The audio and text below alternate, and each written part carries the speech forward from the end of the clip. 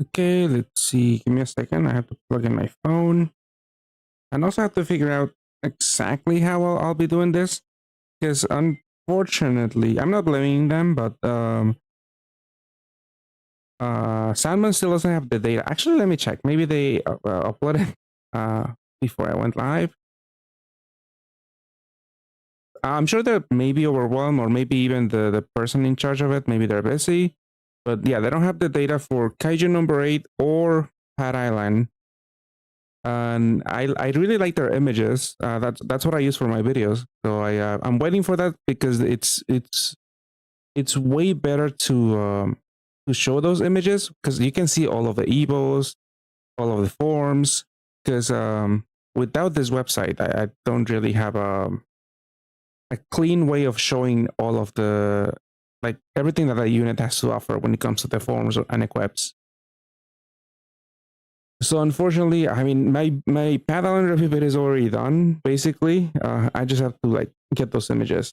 Worst case scenario, I'm thinking maybe tomorrow, later in the evening, if they don't have the data up, I might just upload the video with like screenshots of the game, which it's not gonna look all that pretty. But I mean, the more I wait, the less people are probably gonna be less interested in the video. And unfortunately, it's also a long one.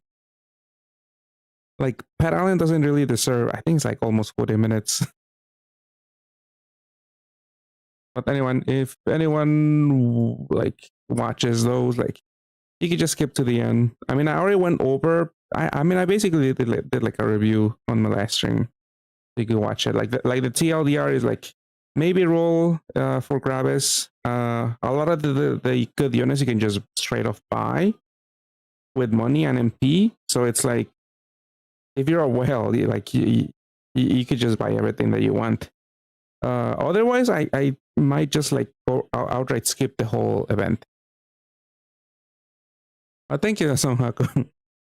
And then you'll enjoy the next one. But yeah, hopefully Sanbun is up and running tomorrow. Because yeah, it just I just kept thinking, like, how else would I do it? And yeah, it's also gonna be annoying because like with Sanbun, I could just take one screenshot and you can see all of the forms, all of the evos, all of the equips. You see the stats, you see the leader skills, and it's pretty neat. If I take a screenshot, I have to take multiple screenshots like from the game, because like one evo is gonna take a whole screenshot. So it's just annoying. I'm like already dreading that. But yeah, let's see. But for today, I was just trying to. So Kaiju just started like 36 minutes ago in JP, and there's really not much to do in an A, because I did most of my like Path Island stuff, which like the exciting stuff is like the rolls and all of that, which I'm not rolling all that much, but I did roll a little bit, and my friend also did. But yeah, the new thing today is in JP is the new collab, Kaiju No.8. Which actually it's looking a little mid, honestly. But yeah, let me. I was thinking of doing a quick overview of the collab, see what's available here, and yeah, we'll see which units got the new awakenings that were teased on the last stream, on the JP stream. But yeah, nothing is all that amazing, I don't think. But maybe I missed something. And I'll actually do a few rolls just because, you know, it's my JP account is not that highly developed, my monster box. So more new equips, new units are always better. And I'm pretty basically just gonna draw, like, I'm gonna do 2 multis and maybe that's it. I'll see if I wanna roll more, but yeah. I don't know if anyone here is also playing JP and if they have any plans to go all out in the collab, but let me know. You tried, I'm assuming Manuel and Shaolin. It's kind of mid compared to Made Ideal. I guess it depends because it's, you might have a few issues with like recovery with that leader. I mean, you do have like a looping recovery boost with Manuel and Shaolin, but like with Made Ideal, you don't have to worry about like anyone interrupting that debuff because Made Ideal has insane recovery. I would say like Manut and Shaolin is a little easier to play because you just need 2 water combos. Made Ideal, you need like to match full rainbow, like every turn basically. But it's up to like your preference. But I mean, definitely like if you just go by tier list, I mean they are like highly rated, both of these leaders, but Made Ideal is still like on the highest tier, while Manut and Shaolin is like on the second or third highest, depending on the screenshot. Yeah, let's see. Just saving for them. Yeah, I'm assuming a lot of people are just waiting for them for Demon Slayer overall, really.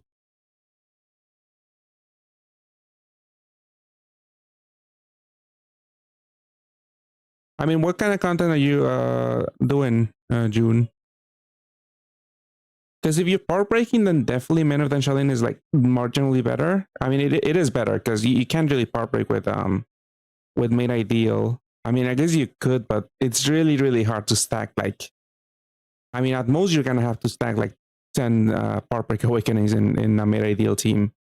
With Men of the Shaolin it's easier because all of the Claudias have like you can have 2 part breaks on those 2 units, so that's 6 already. And I believe the Manut and Shaolin also have 1 part break. So that's 8 already, 8 part break awakenings already that you could have. And then you could just fit 2 more awakenings. Yeah, let's see. Where will I get this?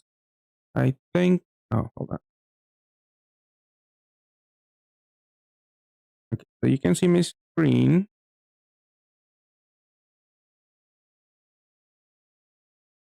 And let's see. I guess we could go through. I mean, the bad thing is that some of these are like evil active skills. Can't really see them all that well. Like this will be a problem. Like, like this is what I mean when I say I like the Sanbon images that I get, because they show a lot. What's going on? Communication? I don't know. I guess I could show no. I guess I could show this text in NA. It's not that clear also, but it does cover at least two units, like the base maybe and an equip. I mean, like I could use this for like a video, my review video, but it's not pretty. Like the Sanbon images are definitely better.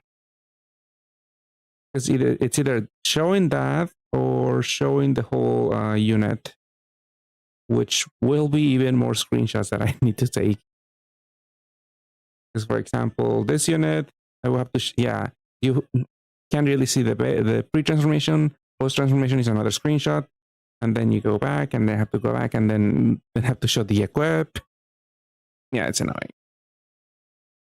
I mean, you can see just the forms here, but you don't see any details. That's annoying.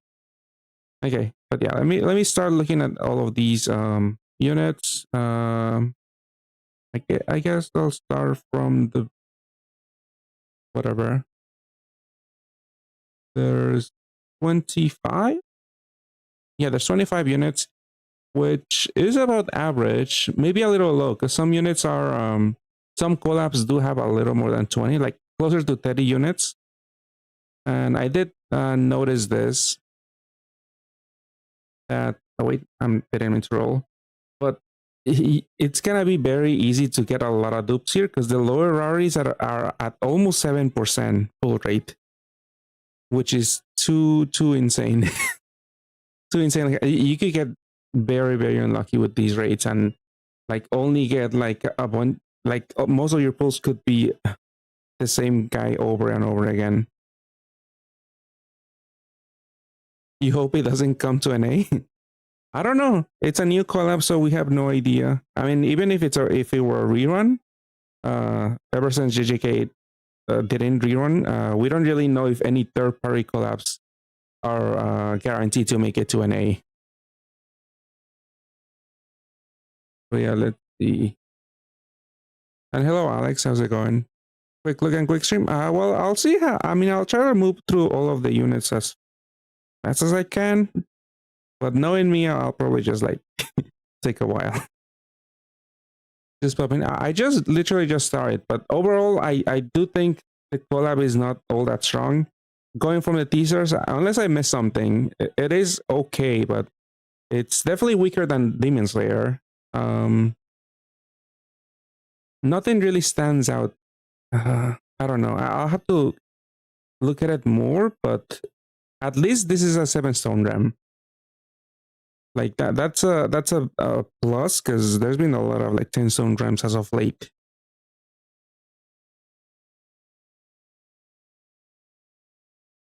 Yeah, let me start with like the lower rarity people and then move up. But I might, some of these units do have Evo active skills. I don't think there's the low rarities do. I could just rely on my phone to translate. Yeah, the trading. Yeah, we have the trading here. We can see the value, I guess. So usually, yeah, the best unit is 14 units, because that's like closer to 100. So I think that's 99. Because 7 times 14 is 98 stones. Yeah, that's about average. Then there's a bunch of duos. There's what, 4? Oh, that's the batch. 1, 2, 3, 4. Yeah, 4 duos, which again 70 stones per exchange, which is about average. But I don't know how useful the duos are. Probably the stronger team. I was talking to this with my friend, but I was thinking probably the BGM team is gonna be the strongest, which is a fire and dark cross team. But I don't know if it will stick. I haven't looked at the rest of the subs. I don't know who synergizes, if they have any good synergy with any of the other collab units. My friend disagreed, and he was saying that he thinks that the Kafka team is probably gonna be the strongest out of the RAM. Which is what, like a fire and wood pro team. Where is he? Yeah, he does fire rows, but they usually pair with from the teasers we could tease that these two pair together, and you're gonna need to match fire and wood rows. But yeah, was she exchangeable? I believe she was for GFEs, maybe. Oh wait, yeah, she's right up here. So at least one of her is exchangeable. It's fire row with wood combo. Okay, yeah, yeah, mainly fire rows. Are all of the? I haven't taken a look to Bonifish, so I'm not sure if there's any good equips here. I'm assuming that I saw people on Twitter saying like, "Oh, this collab is all about equip." Well, at least the anime, it would be thematic if there's like broken equips, which we did see. There's like one equip that's the first double cross equip in the game, which is really good. I mean, first double part break equip and it comes with a 10C also. I mean, that's mainly why I'm rolling like I'm doing 2 multis. I don't know if I'll go more, like if I'll go all out. I don't have that many stones, but I could go all out with the stones from this month's quest and next month. But I don't think I will, unless I get close to completing a team, and maybe I need to roll more to like make an exchange. I'll have to see. Yeah, that is very interesting. But yeah, I'm assuming they noticed. A lot of people just use dungeon boost like every single event, and I do think a lot of people are still not all that happy with part break and with the whole mechanic. So maybe they feel comfortable just doing that because they know. I don't know. I don't know the reasoning. Because if they do release like a BGM unit that has a double dungeon boost equip, I'm sure a lot of people will go broke chasing that. Even more so than a double part break equip, I think.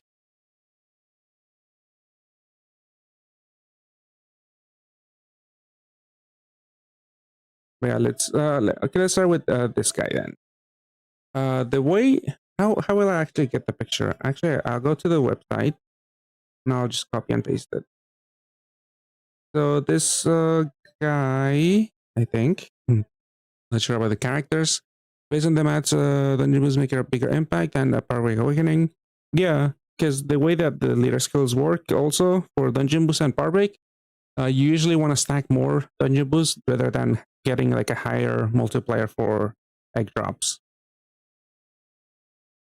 But yeah, let's look at this guy. So Tei Nakanoshima, they are, a wood unit. They have the New Awakening, which for those that don't know, if you match wood and fire at the same time, you get a 50x multiplier. And you also ignore attribute disadvantage. So if you're fighting a water enemy, you would actually, your damage wouldn't get half.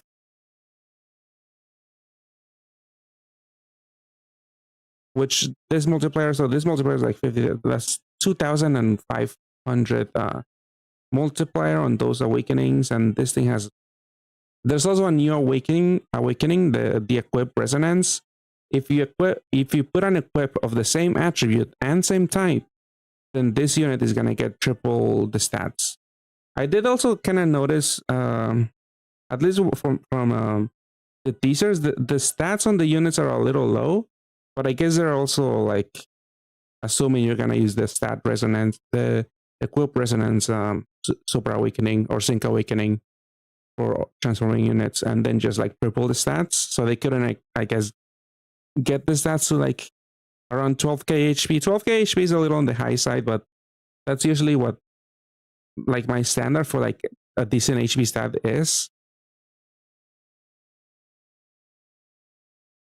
Yeah, I'm pretty sure this is for only for the unit, because I don't think it would make sense to. It's like a 10 seed awakening. I'm pretty sure. But yeah, let's see. They play an important role. So for 4 turns, so this is a looping effect.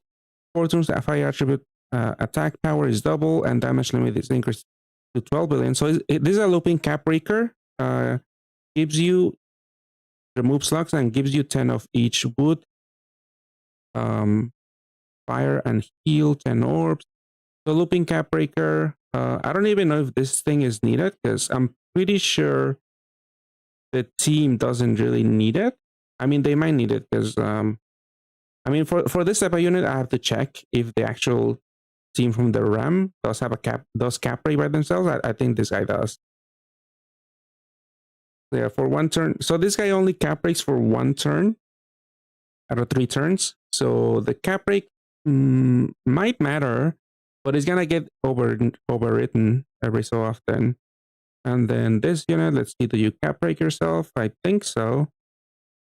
So honestly, that guy doesn't seem all that useful, really. For 1 turn per double, damage limit is 32 billion. So you have a lot of units that cap break themselves, which which isn't too bad, because now we're reaching crazy self cap break numbers, just like with Doma. Because like Doma, like he's selfish, he only cap breaks himself, but that's pretty much enough. Like other subs also cap break themselves, so we're not really looking for a looping cap breaker. It would help the damage output a little bit, but it would get overwritten quickly. So this guy, I don't think this guy is all that useful. He does have L's, so he can help recover S's, but I'm assuming that the team might have better. Yeah, if you run her, she can take care of that.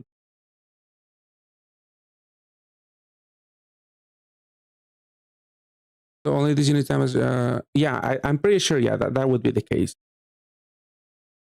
So this unit is their damage is not gonna get half by a water enemy, I would say. I think that's a safe guess. Might be able to check that on Sanbon if they not on Sanbon, on PDC, if they have the data already. I don't know if they would have the logic in there already. I don't know. They might have to go for like a maintenance or something, or change something on the back end. But yeah, I think this guy doesn't seem all that useful. So I do think,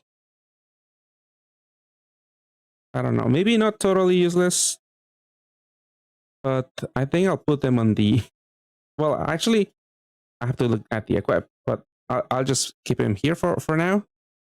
Let's see. I don't know if the equip is gonna save this unit. Blind resist, skill boost, 7C, double team HP, OEs. Okay, those aren't too bad, but I don't think there's a lot of units that care too much about being unbindable. Like a lot of the good units usually have that covered, except some of the Cat Cafe unit. Like those are the ones that immediately come to mind that would actually care about unbindable equips. And then the active skill, 8-turn cooldown, nullifies attribute absorption for 3 turns, increases enhance orb skyfall, and delays by 2 turns. It is on a low cooldown. I don't think this is all that great, really.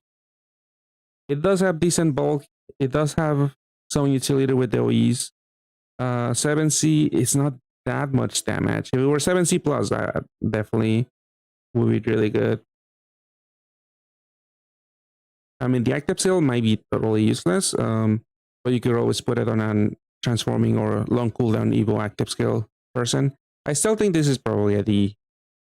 The equip is not all that great. It is okay, so it's safe from the bottom of the tier list.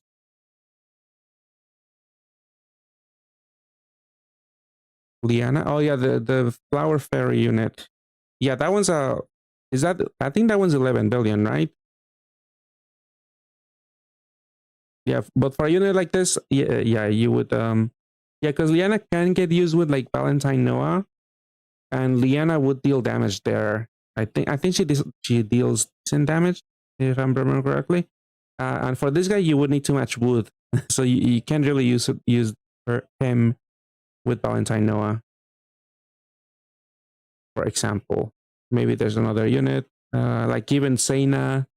I forget if Sena. No, Sena doesn't cap break. May Sena, I mean. So this thing, yeah, this is gonna be meant to use with the Kafka team, but I don't think the Kafka team will actually use it. I feel like you want to fit other more useful units because you don't need a looping cap break. I think I'll leave it in D. Just because the equip mainly. The base is probably not all that great. Yeah, Gravis doesn't need it, yeah. I should definitely, yeah, during the stream, I did notice a lot of units here were like wood and fire.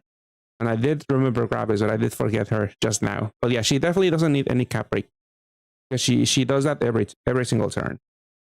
All right, let's see. Next unit is, let's see, Bright. I'm sure that's not the correct name, but he does have a lot of. I mean, he's bindable. The previous unit was also bindable, so you kind of need to use the equip on themselves. But honestly, this guy needs like a levitate equip. I don't think a 7C is gonna cut it to like help them triple cap.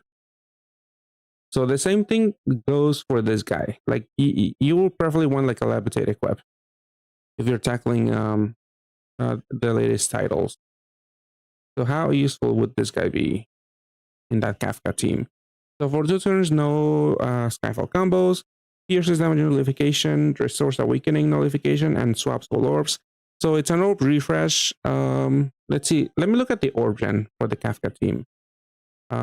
Is the orb gen you? I think it was you.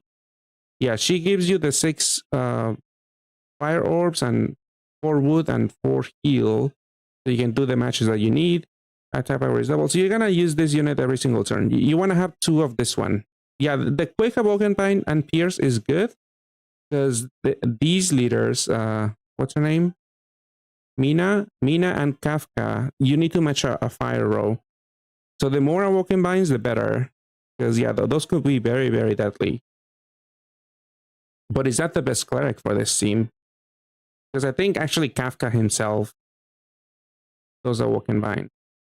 And he does a big cap break. I don't know if teams are actually going to run 3 of this guy, but if you run 3 of this guy, you have a permanent 100% uptime on a cleric effect. And he also pierces. So I guess if you only have 2 Kafkas, you could run the other guy, Bright, which I don't think is the name. to close the system, you're gonna have some. Your damage is gonna suffer because you won't have that 40 billion cap break. But I guess, yeah, this is just like a worst Kafka in the worst case scenario. It does have bulk, but I can bind. It is bindable.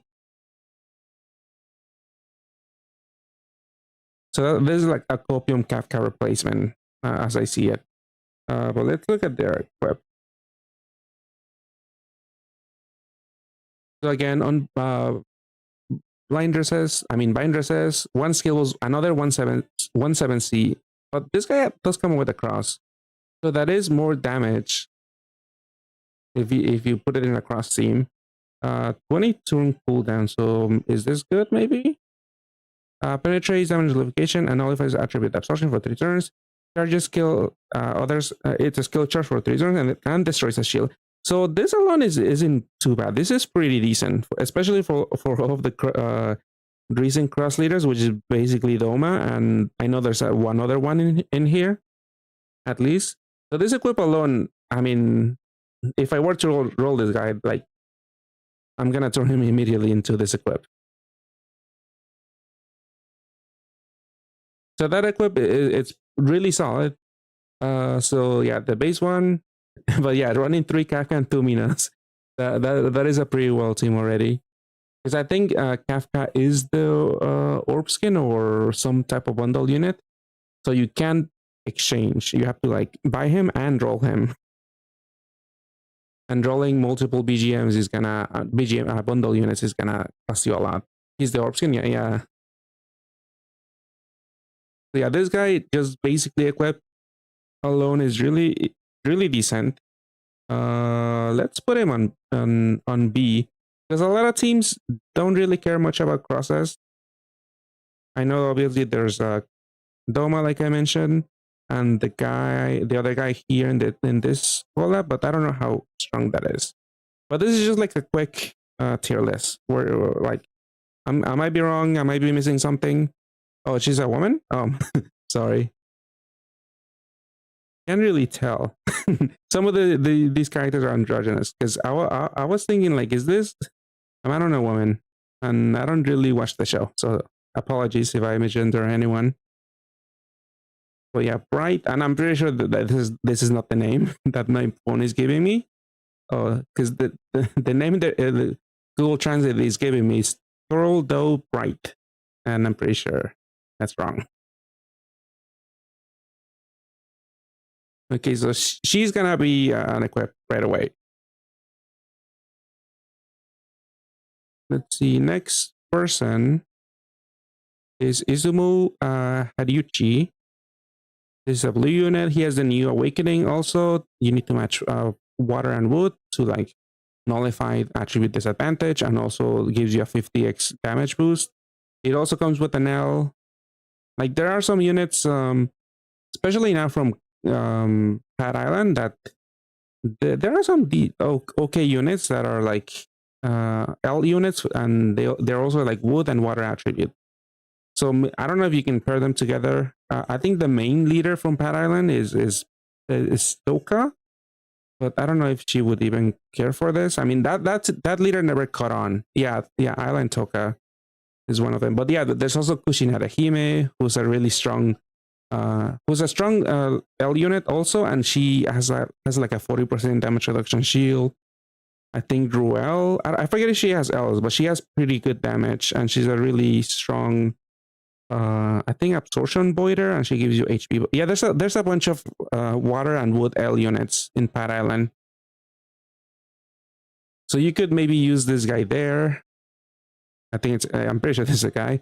So yeah, for 2 turns, pierces and doubles move time for 1 turn. The board becomes 7/6, and it's a gravity for parts for that reduces their HP by 25%. Double part break. I'm pretty sure that unless I'm missing maybe other water L units here or wood L units, I don't know if this is gonna catch on. Let's see, that's like a rainbow unit. This is a utility unit. Okay, I'm looking at the wood, and yeah, this is a rainbow. This is a T BDP unit, so they don't really mix well. So yeah, I'm just thinking this thing just probably synergizes with Path Island units, and I don't know if it's gonna be all that great because again, this is also bindable, but I'm assuming the equip is gonna solve that issue. I haven't been looking at leader skills, but I'm assuming they're not gonna be the best, like meta defining. That usually is saved for the hierarchy or bundle units, but I guess I could read them too. When you are the leader, then they okay. This thing gives you triple coins, but that's really not that good. Not that important already.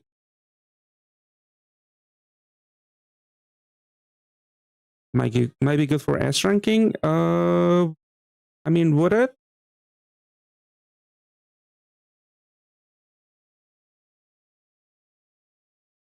Because you need. I mean, you still need orb gen, triple coin lead. Yeah, it's insane. Yeah, I'm just thinking parallel units, but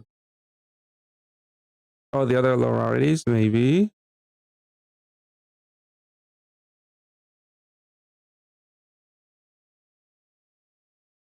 Yeah, they are 6-star, but yeah, they didn't look at the tier list at the leader skills, but I'm assuming they're not all that groundbreaking. Yeah, this is not all that great. Like you get coins, like it's a little gimmicky, but I guess if you care for coins, even though there's like one, Ganesh is still like 4x, I believe. So this is like whatever. I guess this is coins, and you actually can deal some damage with the active skill.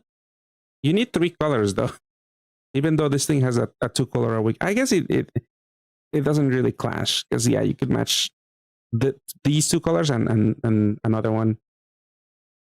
And 2 combos. No Fua. Yeah, kind of whatever. I feel like this is not gonna be useful because yeah, again, it's also gonna be mass attacks because if you're gonna be matching L's, and for power break farming, that might not be the case because I don't think this guy is gonna deal all that much damage. Plus, it's wood, which immediately kind of downgrades them. And what is this equip?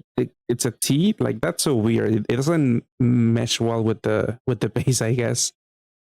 Because I was expecting another L, maybe. So enhances all orbs, reduces remaining HP of one enemy by 30%, and also delays. Is there any? I might be blanking out, but is there any relevant T unit at the moment? I did see the water guy here had a T. Yeah, this thing has a T, so maybe they go with this. I mean, let's look if this works. Because this guy is attacker machine. He does have the equip resonance, but that equip is wood, right? So it wouldn't actually work. Yeah, this one wouldn't actually work. Is it even machine or attacker? It is attacker or machine. So the resonance would actually not work because you also need the same attribute.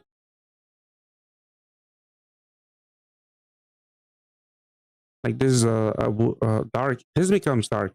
It was dark. Sorry. What about this? This is that is it was wood. Yeah, it becomes dark. How does that work actually? I mean, this guy doesn't have resonance, but if a unit changes attribute, I guess it would actually become effective after you transform. So at the beginning, you wouldn't get the triple stat, but after transforming, like let's say he has like a dark equip with same type, and they do happen to have resonance, which they don't. But let's assume they do. So when you enter the dungeon, you wouldn't get the triple stats, but I'm assuming after you transform, you would get the triple stats. I feel like that's a safe guess. We just haven't seen that yet. I don't think they've done that yet. Maybe unless Kafka, no. Yeah, this guy remains water. Okay, but back to this guy. Doesn't seem all that great. I mean, 2 team HPs, OEs is okay. T's, I mean, you wouldn't even put it on this guy. And I'm blanking out on other T teams right now. So honestly, maybe. I mean, it is a delay. It could be useful. It is a targeted gravity that might be handy at that sort of a dungeon. I don't know. Probably not. I feel like this one is a bottom tier. Where is this person? Here we go. Yeah, if I'm missing something, let me know. I might be forgetting some units, some leaders. Okay, a little bigger. Let's see. This new resonance skill awoken makes me realize we're gonna start to check out the new type. The usual top tier assist. Yeah, I don't hate it. It does like it's like another puzzle to solve at times. But now is it double type? I believe the best ones nowadays are double type. I guess I don't know. It really usually depends on the base because most of the time, whatever base unit has an equip, like that equip is like the same type.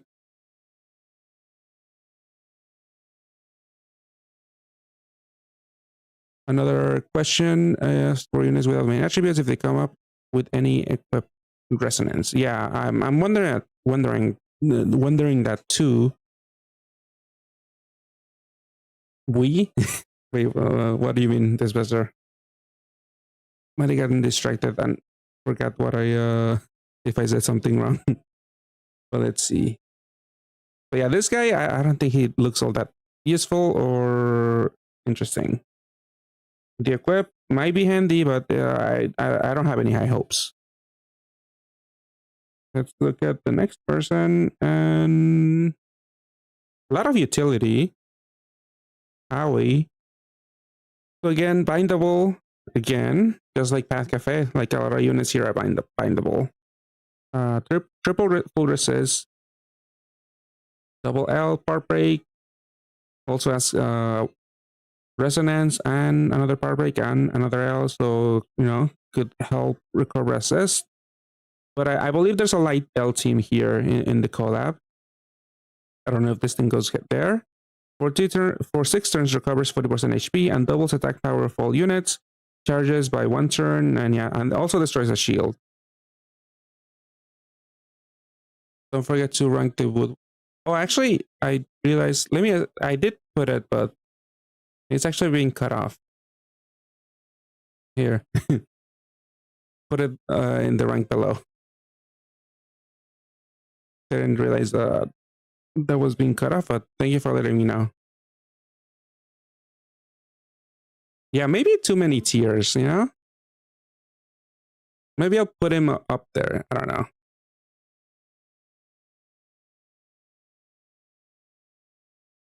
Because I do feel like maybe that is too many tiers. Let's just go down to D.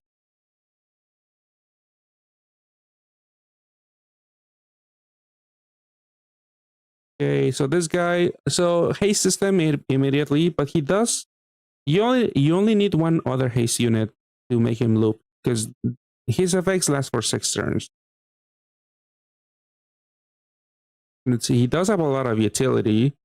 So it's an auto healer. It could definitely be useful for some farming team that you need an auto healer. I mean, you do need another haste because otherwise, yeah, losing 1 turn of auto heal might actually mean death. But if you connect and clear 5 lights, damage will be reduced by 80%. 40x attack and fix. Okay, no FUA. I mean, FUA damage, no bonus combos. Do you need to match an L? I think just 5 lights, right? I don't see the awakening. Yeah, basically. A lot of people just care about the highest tiers.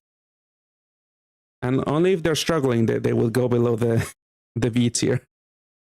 Yeah, 10 million FUA. I meant to say that it doesn't have any bonus combos. But okay, this thing has a lot of utility.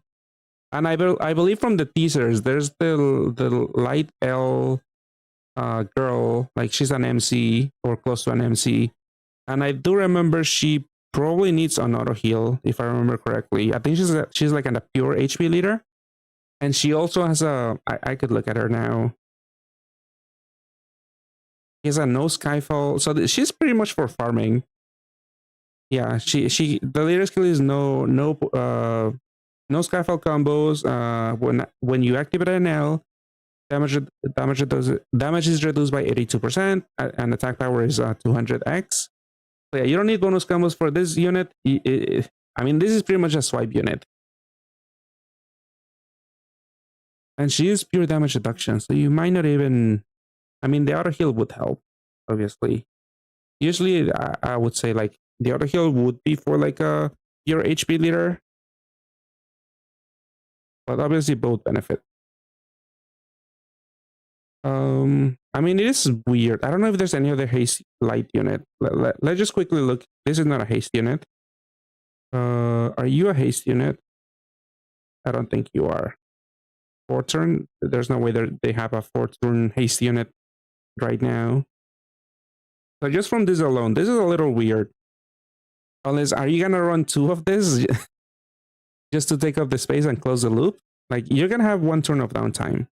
Unless there's like some other haste unit like the team would benefit from having. Like, I'm just thinking of Tulia maybe. Just for attribute absorption voiding and damage absorption voiding. Like, that's at least one other haste unit a light team might use. But I'm assuming this girl is gonna use him just for the auto heal, which is an, I guess, okay farming team if you have nothing else. Honestly, this is something I'm hoping to get because I don't really have a strong swiping team on my JP account.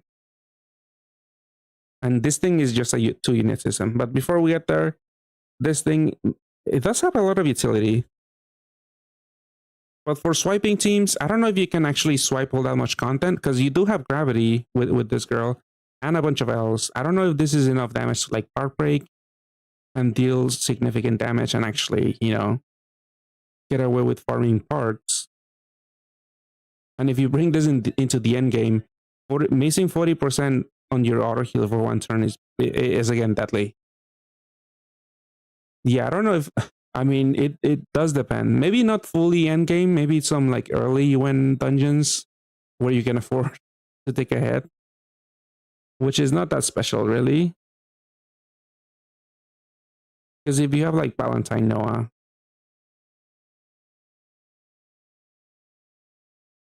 with Piccolo, you're supposed to use Isao, and he does a 40% gravity on a 5-turn cooldown.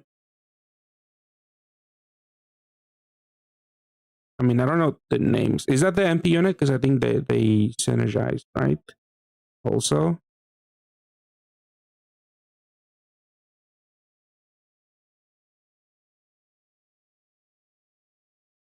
Yeah, but okay. We'll get to him in a little bit too. But I'm wondering about the auto heal. Like, how does this heal? Because Shinomiya, is that her name? I think. Yeah, Shinomiya. She would need a way to heal, and obviously this guy's probably meant to work with her. But you are missing 1 turn of auto heal, which does suck. But again, if you put a gravity unit, I mean some other haste unit, you can close the loop. But it's a little wonky. I guess you could also do... You lead with 1 Shinomiya. I believe you pair with the dad. And then you could put 4 haste units. And then you can use that 1 Shinomiya every single turn. So you don't have to bring 2 Shinomiyas in a team. And that way, obviously, this guy's gonna auto heal for more than enough. Because in a 4 haste unit system, he essentially is on a 4-turn cooldown. So, and his effects last for 6 turns.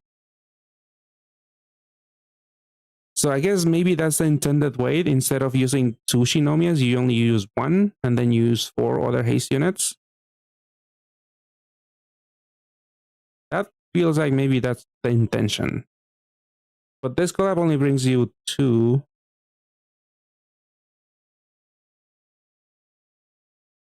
This thing only brings you 1 haste unit, I mean, not 2. I think this thing is also... Yeah, this is also an L unit supposed to be used with this team probably. But okay, so he is interesting. Let's look at the equip. Unbind auto heal. I guess Shinomiya could auto heal. I don't know why I thought that she was a pure HP leader. But pure damage reduction, then auto heal effect. Honestly, they're not that much. They're not that strong. They're not gonna heal you for that much. They only heal for 2k each. It would add more damage, poison resist, light resist, unbindable. Let's look at the active skill. Recovers 40% HP for 7 turns, and it also charges for 2 turns. So if you're tackling shorter dungeons, you could just probably use this instead of the base unit. That way you don't have to rely on the hey. It's whatever. You could use both for now. I feel like auto heal. Whenever I see it, I just like. I feel like those are two completely useless awakenings that are just taking up space. But I do think this guy is a little bit useful, maybe for some very janky farming teams with Shinomiya. So at the very least, I'll just put it on C. I don't know if I'll get wowed later with the rest of the Shinomiya support, but I think for now, C rank. We could reassess later. Let's see. Next unit is this utility unit. Let's see, what's your name? Konomi Okonogi. Whatever happened to, I'm not sure. There are some other kaijus here, but I'm not too familiar with the anime or the manga. I just know there's a kaiju number 8 and I think 10. Let's see. This one doesn't have a number. Don't want to spoil too much. Yeah, these don't have numbers. No number. I think this is the number 9. We have number 10. Oh, you know what? I don't remember. I did watch a little bit of the anime, and I think some of the kaijus have been killed and they were turned into weapons. Like, I think her axe is made out of a kaiju. There are some other characters where they're, I think the BGM unit, like his weapon is also made from a kaiju or something, from like a number kaiju. Yeah, I think you see a 1 there. Oh no, that's just unit captain. First unit captain, yeah. Never mind.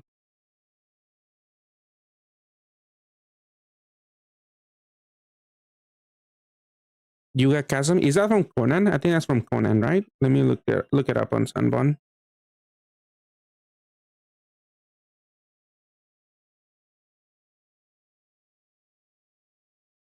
I want to build Kaiju number 69.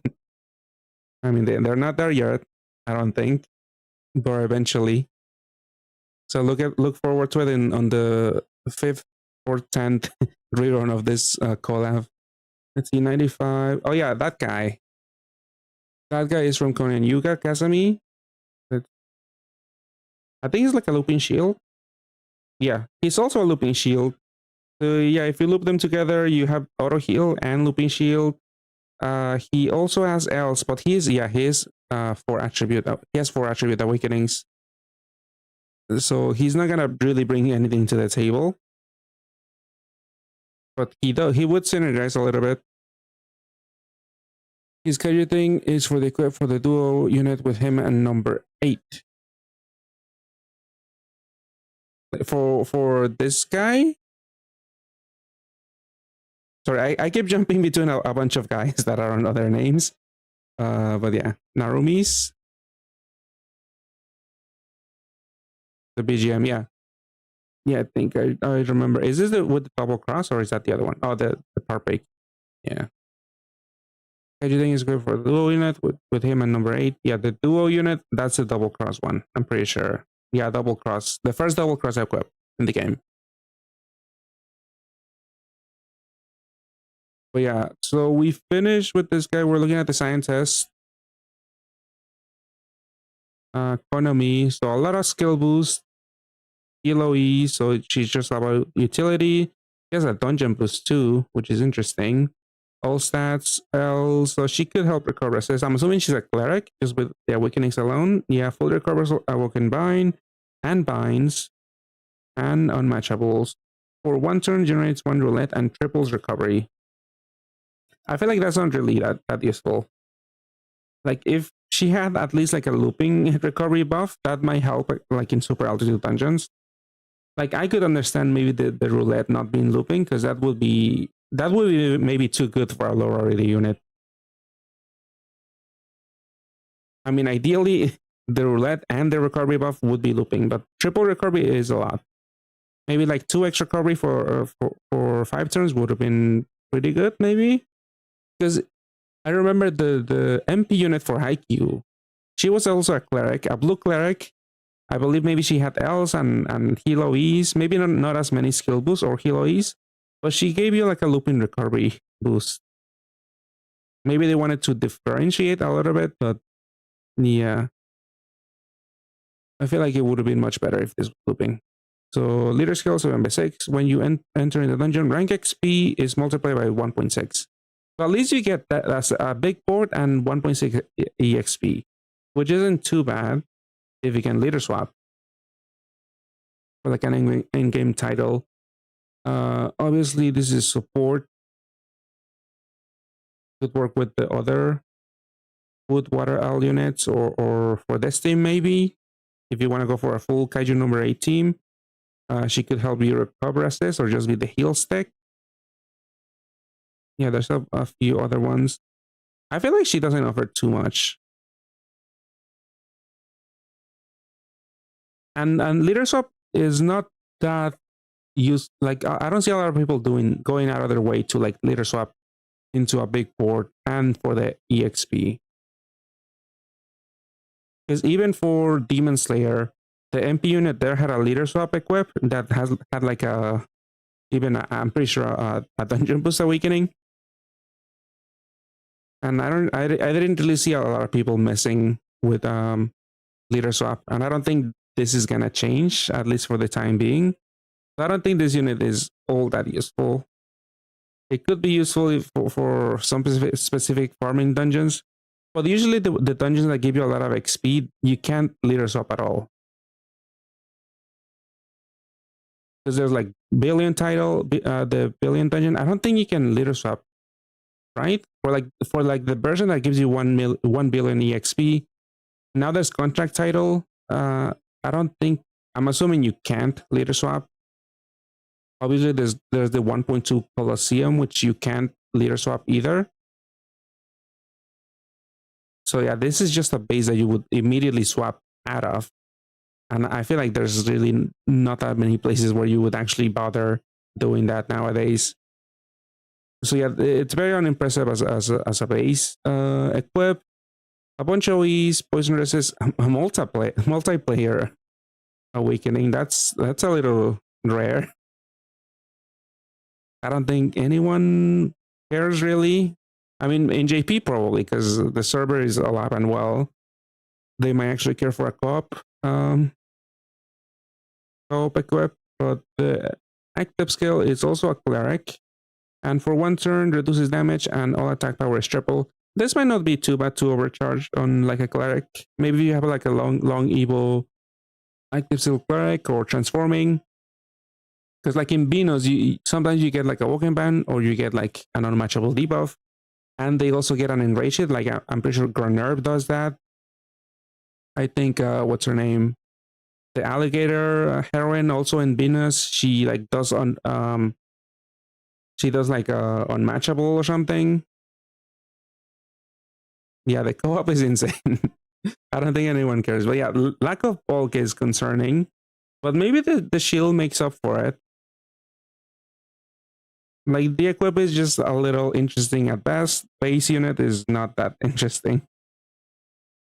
So where is she? I mean, I'm looking at her picture. Honestly, this is also going in D, I think. Like I do like double TPA equips. They are a little rare, but I feel like I never actually use them because usually they do like team HPs.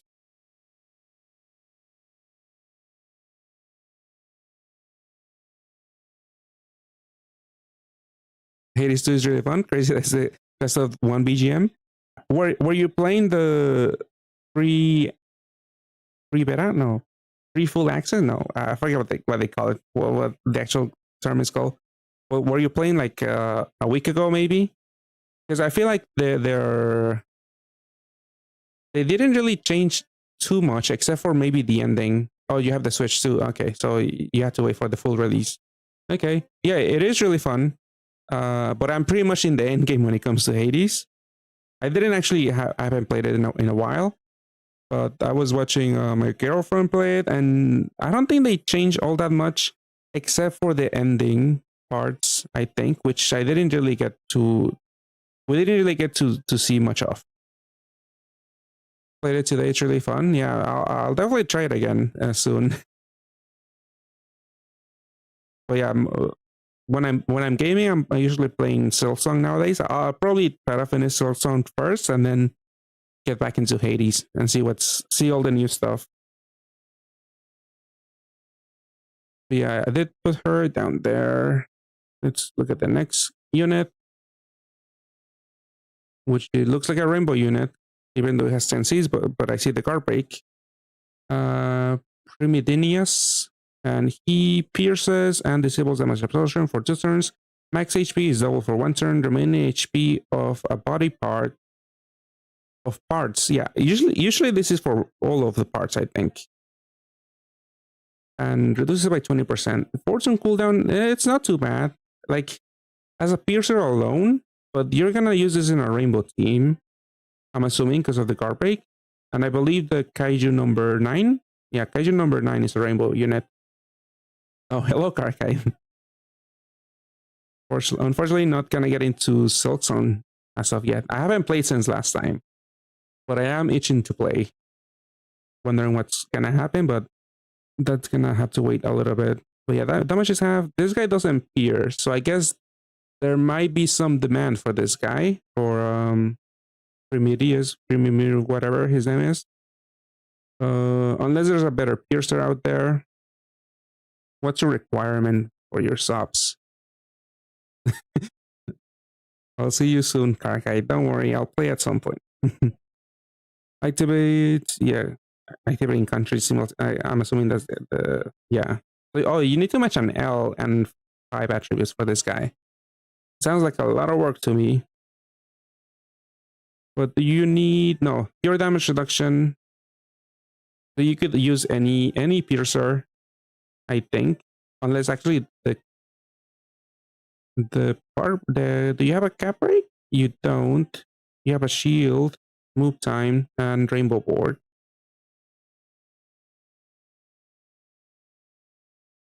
What is the P awakening? Which awakening? Did I show it? Because I might be showing the resonance awakening, maybe.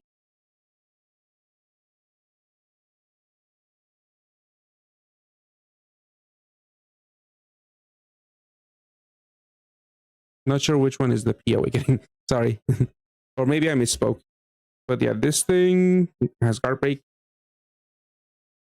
The sword and shield. Yeah, if it's the sword / shield, like who has the new resonance awakening? I think this guy. Yeah, this one, the sword and the shield with the plus, the last super awakening.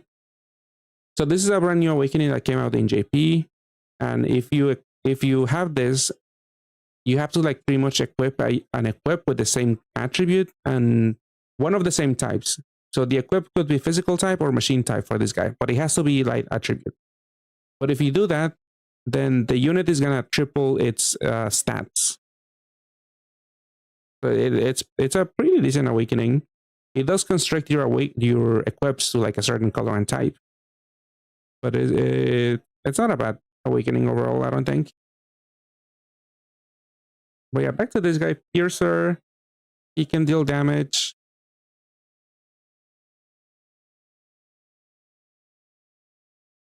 It was set by a different viewer. It was set by a different viewer. I'm not sure. Can you be a little more clear? I'm a little lost when it comes to the P awakening. But let's look at the equip also. Jammer you usually don't really care much for it. If you're running a rainbow team, you're usually changing the whole board to rainbow. I guess you could put it in some other unit, but yeah, usually those teams don't really care for that. OEs, Heartbreak. I think that Rainbow thingy had Heartbreak too. He does have Heartbreak. So you boost part drops, right? It looks like you do, but just making sure. Experience points and extra. Wow, you don't boost Heartbreak drop rate, which is a little surprising because then you have to like pretty much stack 10 Heartbreak Awakenings. But yeah, who's gonna do that with Rainbow? Rainbow and L. That's a lot. That sounds like way too much work. Yeah, back to this guy. I don't know. Since Pine Island just started in NA, I'm just thinking of Fagan, who gives you a looping pierce and looping shield for Rainbow units. And I was wondering about if this guy needed a specific monster type, but he doesn't, because Fagan is dragon and this guy is devil physical. So I don't know. In that case, actually no, because I did see that this guy gives you a 50% shield basically if you run 2 of this guy. So Fagan, yeah, you wouldn't use Fagan then, because you trade off a war shield just for a looping pierce effect. So maybe you still run this guy. Honestly, still looks a little mad.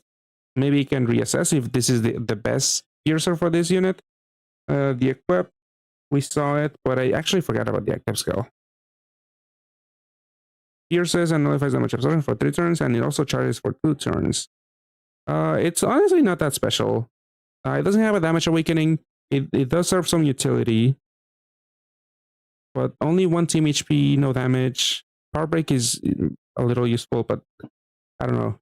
I would either want to see more damage or like another team HP on this. Where is this monster?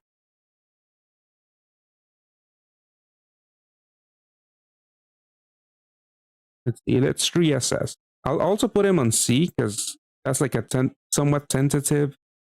Because 50% pierce uptime is not that great. Spark gravity, I don't think a lot of people care too much. I mean, that rainbow team might actually need it, but it's on a 4-turn cooldown, which it depends. Like if you're gonna be able to like make like good use of that. I'll put it on C again. This is tentative. If like we find this is really cracked for the Kaiju No.8 team. Let's look at the other. So there's a utility. Also deals damage and comes with the cross. For 2 turns, increases poison skyfall. Recovers unmatchable awakenings for 5. Wait, what? For 5 turns. Recovers. It reduces it's not a full cleric. It only clears walking binds and unmatchables by 5 turns. I'm pretty sure. I'm pretty sure that's how it reads. Removes and changes the board to rainbow. Also, this guy pretty much closes the loop with the other unit. Because this guy, he's essentially, you're gonna run 2 of him to system. So you need another 2 cooldown unit to generate a rainbow board. So this guy is actually gonna be essential for that team. And yeah, you're gonna run one of those, and yeah, a lot of recovery. Pretty decent recovery. Don't have resonance or any of the new awakenings. It won't really deal that much damage unless you match across, or maybe a T, but you also need a levitate awakening. Yeah, so it's not a full cleric, but honestly, that might not be too bad. Like in EX challenges and in some of the latest in-game content, like 5 turns is more than enough usually. But it would be really easy to screw over this team if if this is your sole cleric. But yeah, Zabi's Kaiju No.8 just started in JP. Can this be used for Hackray? Maybe, actually. The equip, maybe that's what you mean also? Is rainbow?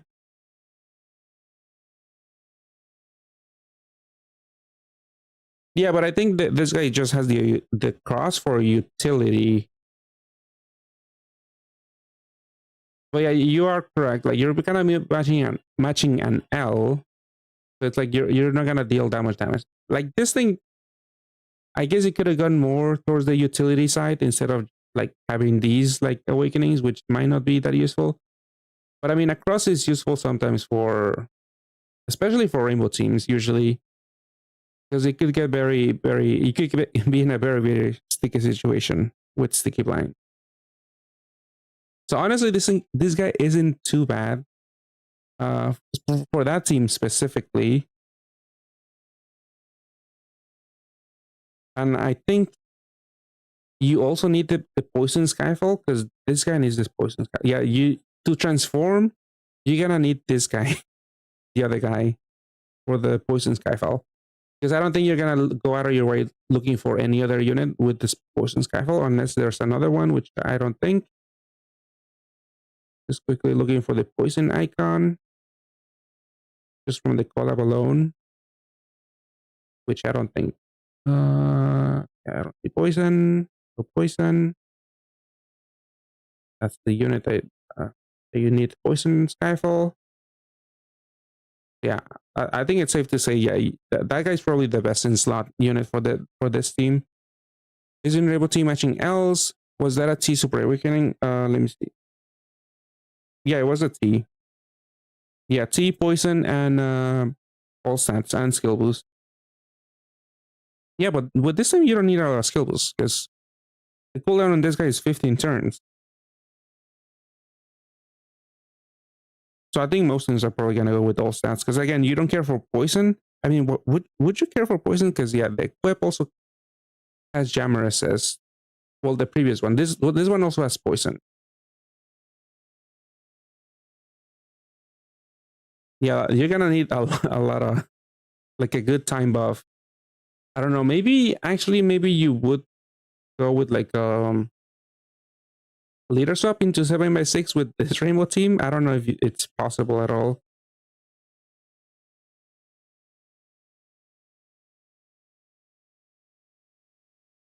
Because the low cooldown does make me think maybe you can.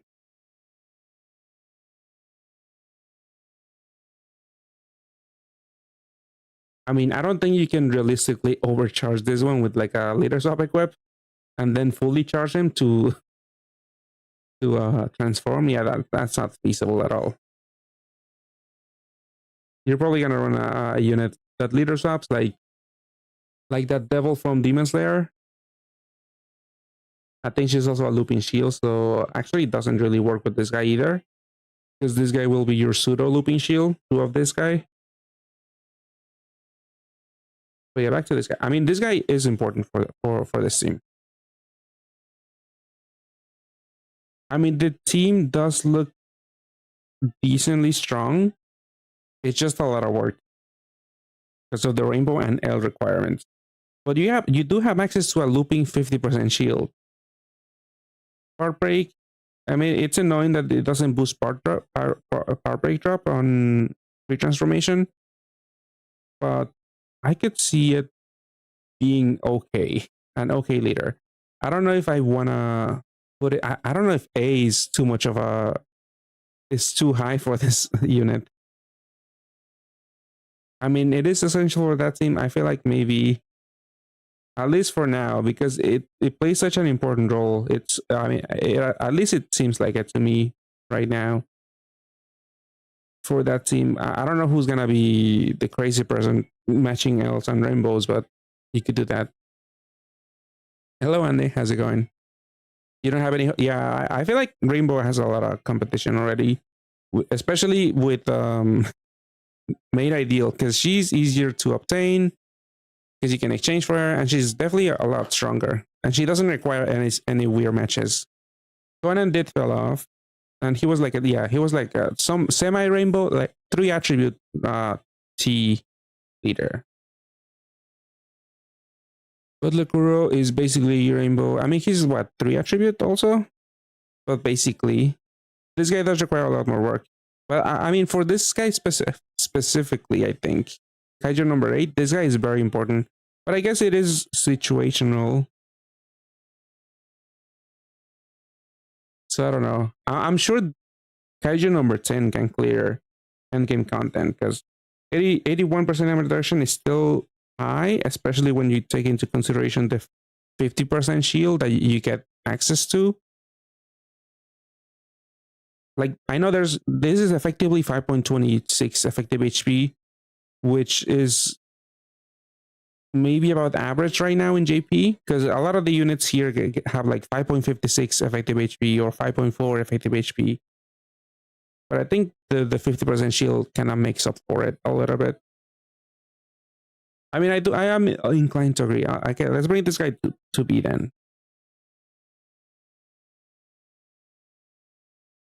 Anything good in Kaiju? Any new meta teams? Any some of the weapons are yeah, some of the weapons are definitely really good. Just awakening for the awakenings alone. I know there's the double Parpic equipped with a 10C awakening. There's also the first double cross equip, and I haven't seen that many good equips apart from this girl here. She had a decent equip. I mean, we can look at it now. Because yeah, this could go with Doma also. Doma teams or the cross team in this collab. It's also a 3-turn haste equip. And adds, you know, decent bulk. And, you know, 4 effective skills, some damage. Still decent. It's not groundbreaking, but it's still an okay equip. Especially if you like the monster box depth. Yeah, I think I'll leave this guy there in B. Because I'm trying to give props to the team. Maybe I'm sure he can clear endgame content, but like if it were up to me personally, I wouldn't even. I would put this guy on D, the guy that I was on, because rainbow L's are really something I don't want to mess with.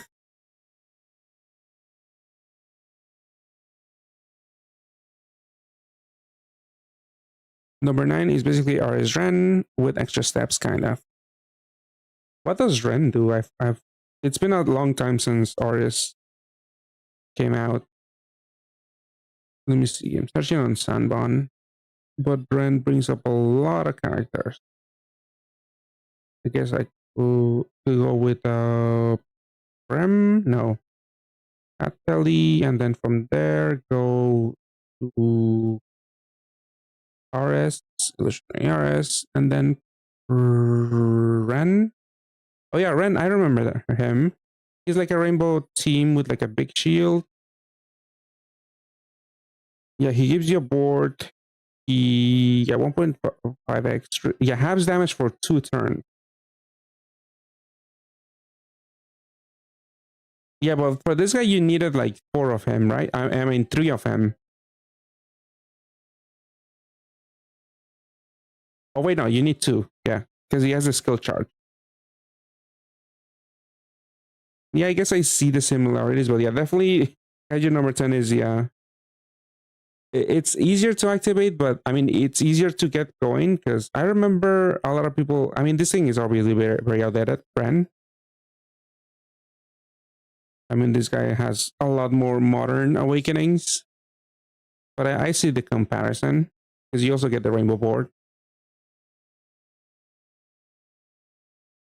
Let's see. So we're past the mushrooms. Actually, what was your name? Mixogastro. Next Kaiju. 7C Levitate L's Leondactyl. For 2 turns, the board becomes 6/5. All extra power is double. Attribute obsession is nullified, and HP of body parts is reduced by 20%. So again, more. I mean, on a 3-turn cooldown, that's interesting. Relatively quick gravity for parts. You might be able to pop it like 2 or 3 times maybe during the boss. Like usually that's how long the fights last. Actually, no, they usually last for a lot. No, yes, 2 turns of like 2 activations of this guy would mean like 6 turns. Fighting the boss for 6 turns, which is usually the case for like in-game dungeons, like at least 6, something like that. So you could feasibly activate this guy twice. But yeah, he points attribute absorption, fixes the board, 2 out of 3 turns. I mean, I guess. Else poison. A bunch of these guys have poison resist. It was just those 2, I guess.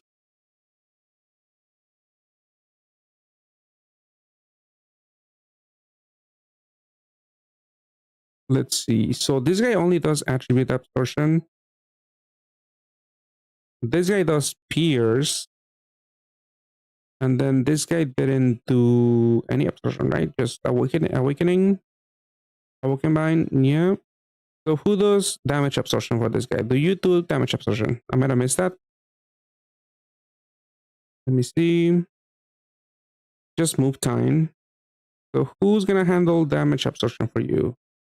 Is there another kaiju here? There's another kaiju. I'm assuming all the kaijus are meant to go together. No, this one doesn't do damage absorption. Maybe one of the humans then? Because otherwise, if you're running this guy, then you need a unit to deal with damage absorption. And I don't know if you will actually bother. Because I'm also thinking, actually no. I was gonna mention bartending Noctaria. Because it's a rainbow team. So they will definitely benefit from a looping roulette, looping time buff, and she deals with attribute absorption. Obviously, she doesn't fix the board, and obviously the bad thing is that she's on a 40 turn cooldown, so she's not gonna be up in time for this guy. I don't think anytime soon. It's a dark blue guy. The dark blue guy. Where are you? Oh wait, did I miss it? Does he do both? Oh, you're right. Yeah, I missed it. I kept saying he was just pierce, but he does disable damage absorption. My bad. Yeah, definitely. But yeah, Noctari is just like a good unit if you can get a hold of, especially because also she gives you a long-lasting HP buff, which I think actually one of these guys would override it. Yeah, this guy gives you double HP. I think. Yeah, my max HP is double for 1 turn. So yeah, Noctari wouldn't be a good fit. Okay, so I did miss that. So honestly, that guy isn't too bad. Honestly, maybe the whole team is on C tier. Let me see. Work. Obanai is more damage. It's 81% damage reduction. Oh yeah, Obanai does have that key, which is I guess really low on like the tier list. He is on the tier list, but he's like maybe low or like towards the middle of the tier list. So maybe that's where I mean it could go even lower because Obanai is very easy to activate. This guy needs Rainbow and L's. So maybe B is an overestimate for the whole team.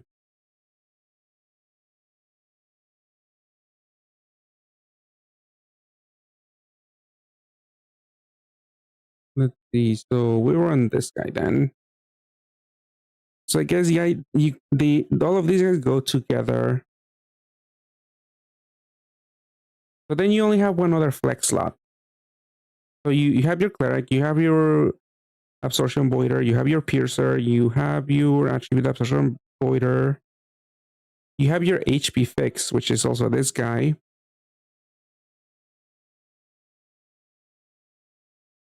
So what else do you need? Looping shield, this guy already handles basically with 2 of him. So 2 of him and those 3 kaijus, that's you have 1 missing slot, which we have all the important stuff now. Orb gen, This is gonna like close the origin loop. He also heals. You have the cleric, actually the Sashan, Vortex, parts gravity. I think this guy also does shield break, HP boosting, move time. This guy also gives you move time. And is there anything we would want on this team? We have move time buff, everything else. Am I missing something? Maybe just I don't know. I guess it could be just anything. I mean, what does this guy do? The other kaiju. Oh, the cap break. The most important part, because otherwise you're not gonna kill anything. Yeah, for 3 turns, no Skyfall combos. Attack power will be triple, and the damage limit will be 13.5 billion for devils. Yeah, devil type. You're way nicer.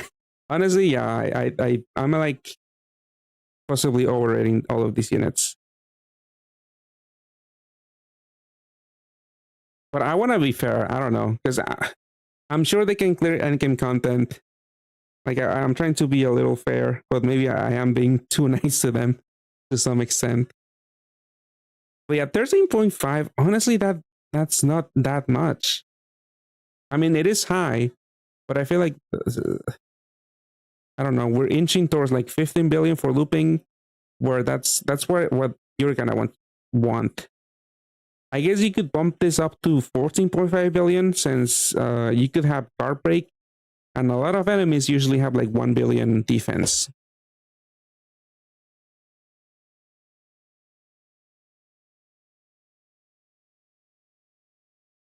Yeah, I do think the team is not too bad. I mean, you have access to 2 part gravities, but you are missing a bunch of part break awakenings, which is gonna be hard. Like all of your equips are gonna need to be part break awakenings, because what the boss has, you're gonna need 10, because for some endgame content you need like 10 power breaks to guarantee that they drop, and this guy unfortunately doesn't boost the power break drop rate.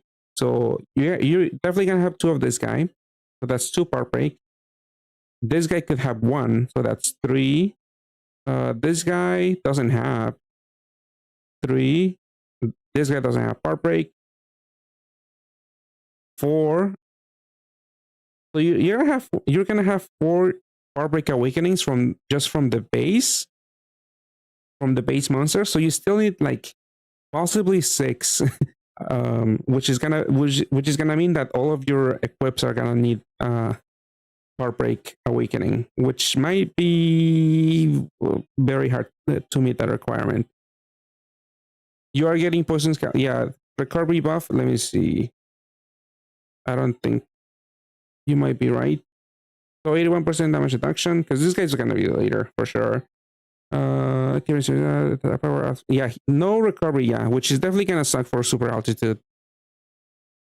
Yeah, that is another big L for the team.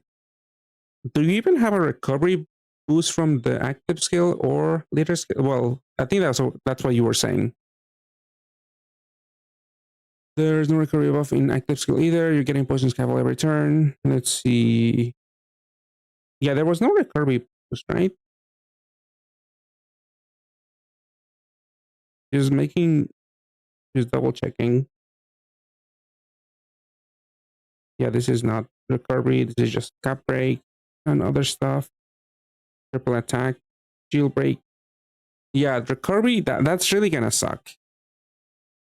Like a single, not even a full recovery void, but maybe a 50% recovery debuff is gonna screw you over.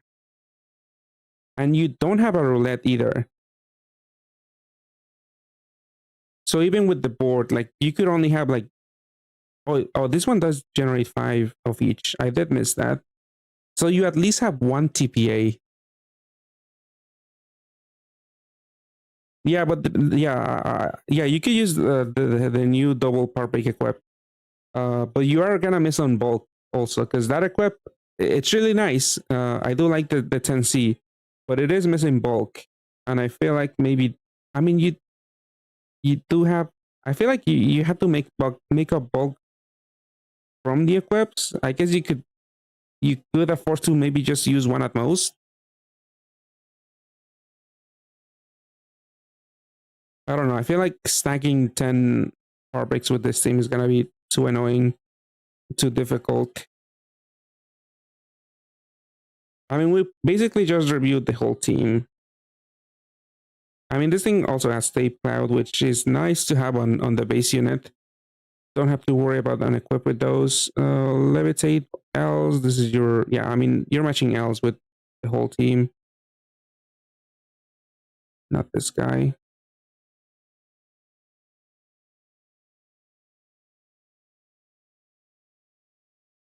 Honestly, I wouldn't do it, bitches. I mean, I think you like weird teams, so maybe you're gonna go for it. But I really wouldn't waste the fodder. In fact, for my even for my Pad Island review video, I didn't even mention that unit at all. I mean, I did have to cut off a lot of units because there's like 54, but I really wouldn't spend resources on that, especially because you could get all like you could go for the Claudia leader, the Menuda and Shaolin, or you know, Isis and Nephthys is still somewhat decent of a cleric. She has decent equip. They have decent equips too. But yeah, I don't know. I mean, I'm pretty sure they do have a modern-ish leader skill, but I kind of wouldn't do it. Yeah, I do think it's looking a little mid.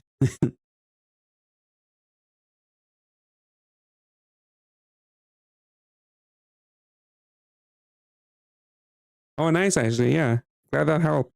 But yeah, that should work nicely.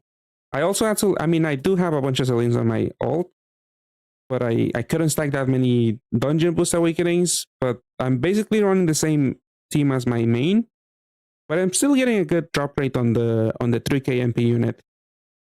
But yeah, at least you have Wolf. I mean, I was thinking you could maybe still pair with Champelius, because his leader skill only requires you to activate the Brick Awakening.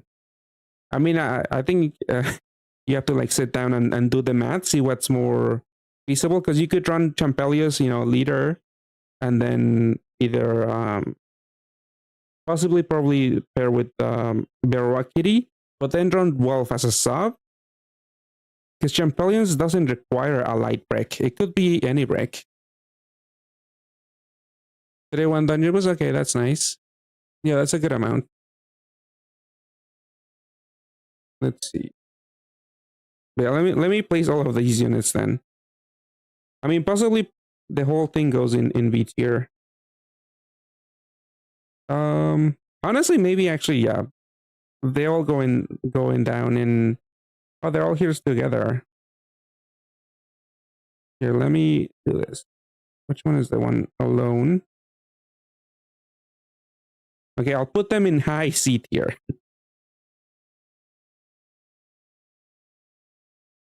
What I hate the most about this team is the recovery.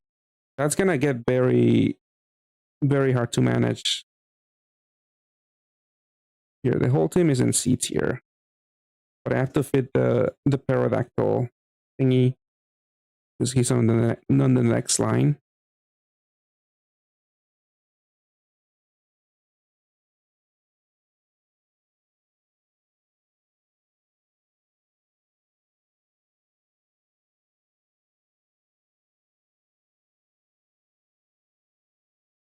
Yeah, it's a little weird, but the Baroque Kitty boost is 1.3.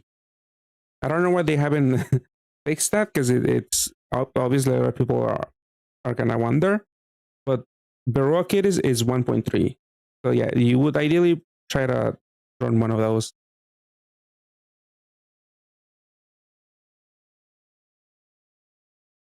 Let's see. So yeah, Pterodactyl. I mean, I didn't even see the equip, but I'm assuming...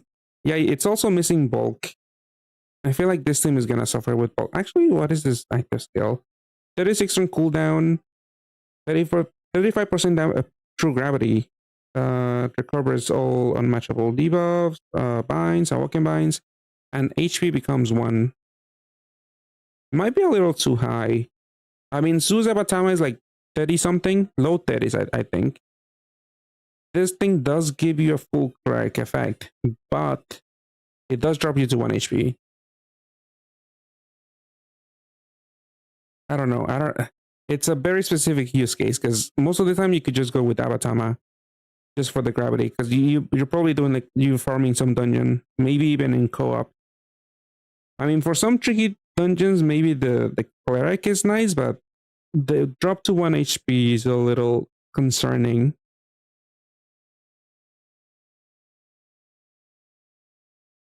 I do think it's a little too niche. Hello, Black Elemental. How's it going?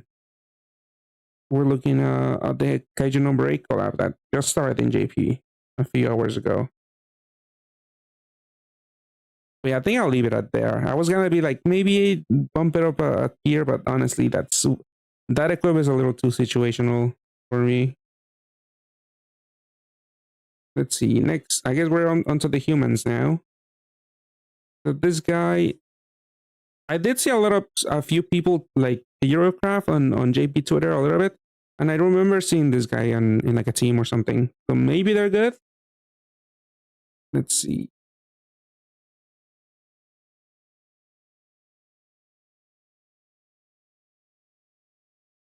Jeffrey, definitely Demon Slayer is way better. A lot of units here are not looking all that great.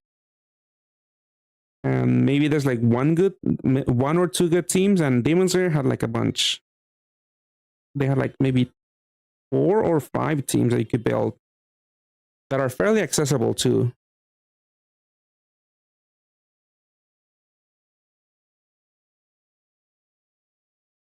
I mean, the unit in B tier is only there pretty much for the equip, but that's still, I guess, B tier.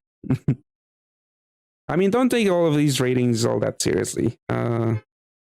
It's up to your preference, but I think probably that equip is the most useful out of these units here. Yeah, let's say Soshiro Hoshina. Okay, he deals decent damage. He's Dark Attribute, Woodsum Attribute. He does have the new Resonance Super Awakening. So he could get very bulky. Although if you look at the stats, yeah, a lot of the units here do have really low stats because they're like accounting, I'm assuming, for the Resonance Super Awakening. But yeah, let's see, what does the active skill do? So pierces and nullifies attribute absorption for 2 turns on a 3-zone cooldown. And if you have the Dark Skyfall, then you full cleric. Okay, well, Awoken by cleric, and reduces remaining HP by 30%. So does anyone know if this is like you hurt yourself, or I don't think this is a gravity, right? I think you just hurt yourself, which probably doesn't matter in a good team because you probably have good recovery. Like losing 30% of your HP is not gonna hurt at all. Oh, it's spark gravity. Yeah. Sometimes the translation is a little finicky because this is just reduces remaining HP by 30%. Like whose HP do you reduce? But yeah, 30% gravity. That's good. That's really good. 3-turn cooldown. This is pretty really good unit. And maybe I won't be looking like a clown for exchanging for this guy. Although I don't know if any of the hero crafting teams are actually using this guy. Where is this unit that gives you the Dark Skyfall? I think the leader swapper from Demon Slayer also gives you a Dark Skyfall, but I don't know if people are gonna bother lead swapping. I know there's another unit in the collab that gives you Dark Skyfall, but at least I have options if I do manage to get that team. I think you do. Yeah, you do Dark Skyfall on your second stage active skill. Let's see. So back to that guy. That guy looks like a solid unit by itself. But obviously you do need a Dark Skyfall to like get all the value from the quick Awoken Bind and the Power Gravity. It also has 4 skill boosts. Would Hoshina be the leader? Let's see. Oh, you need to match combos. Usually this is a little annoying because if you get like a really punishing combo debuff, it might be like very hard to reach 9 combos. And then you basically die because this is a pure damage reduction leader. But yeah, if you match 9 combos, reduces damage by 81%, increases power by 50x, and deals 15 million FUA. And the recovery power for attacker type is double. Honestly, not too bad. I mean, 81%, like I mentioned, is like about average nowadays when it comes to effective HP. And maybe the 50x, I mean, the 50x looks a little small in comparison to like the recent leaders that we've gotten with like a certain awakening activation, because you get like 200, 150x attack multiplier. But this should still be fairly solid, especially if you have a really high personal damage multiplier, then you won't really care too much about the 50x versus like a 200x attack multiplier. I mean, it would be obviously ideal. Honestly, the leader skill isn't that bad.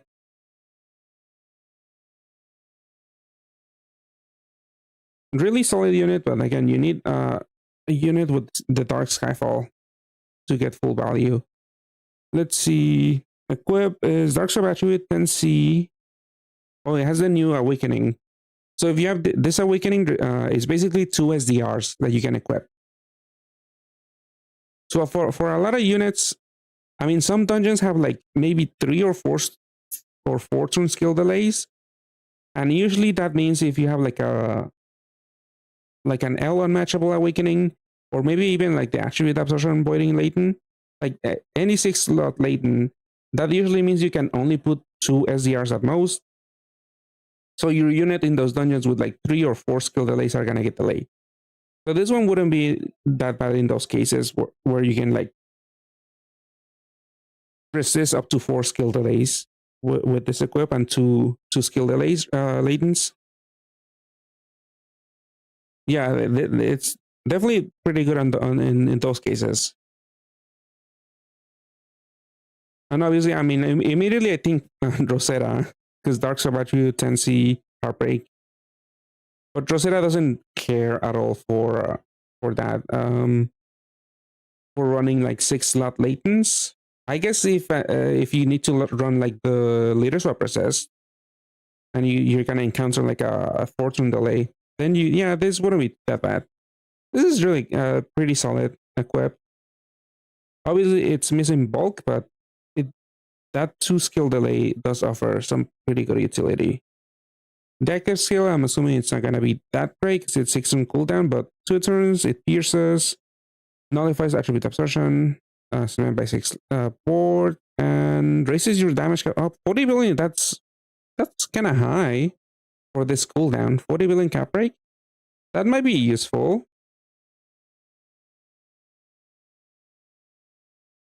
But yeah, damages, pierces and attribute absorption. That could definitely be useful, actually. Like something you might overcharge in some cases. I mean, it's gonna be rare, but this is definitely something you could overcharge for some specific floors. The damage is nice. Also, you sold the like a small board possibly. All right, this guy is really solid. I don't know if he pairs with any, because he does have a decent leader skill. He might pair with some of the other units. I mean, but this guy alone, he's like A tier, really. Where is he? Let me see. Like for now, he's A tier. If he's like the best, actually no, the active skill is pretty cracked.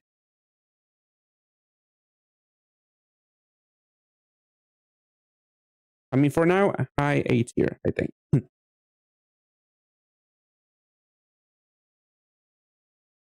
Is that equip again? Could be very handy for the skill. I don't know how many we have so far in the game. I guess I could check now in the in-game search.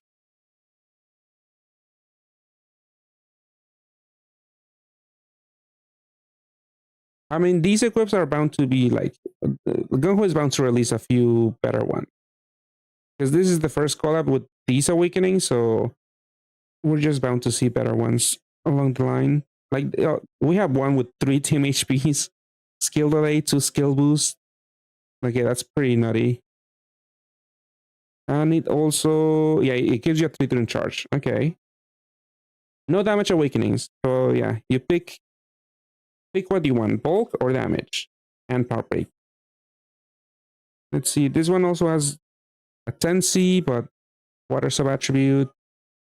This one has rainbow damage. Oh, I missed that actually when I looked at the mushroom.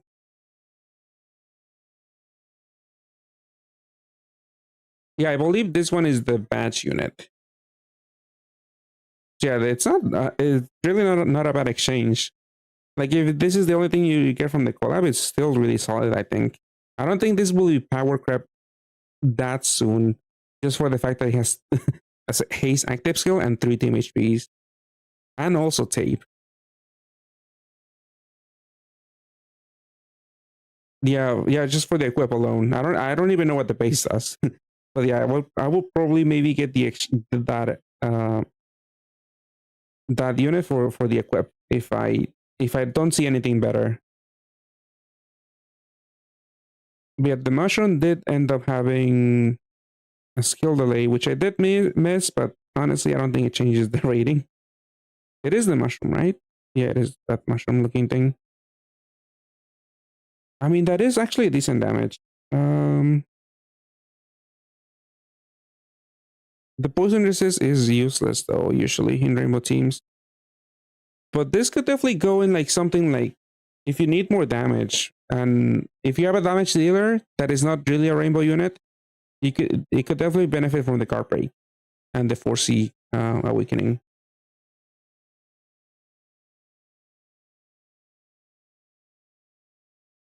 I don't feel like moving them though, but I'll just leave it there.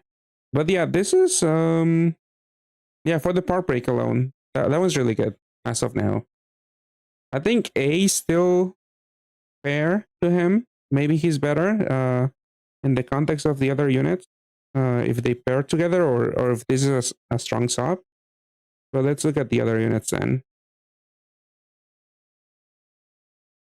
So we have this guy, transforms. On transformation, what do? You charge by 2 turns, which is like the important thing usually. The other effects don't really matter.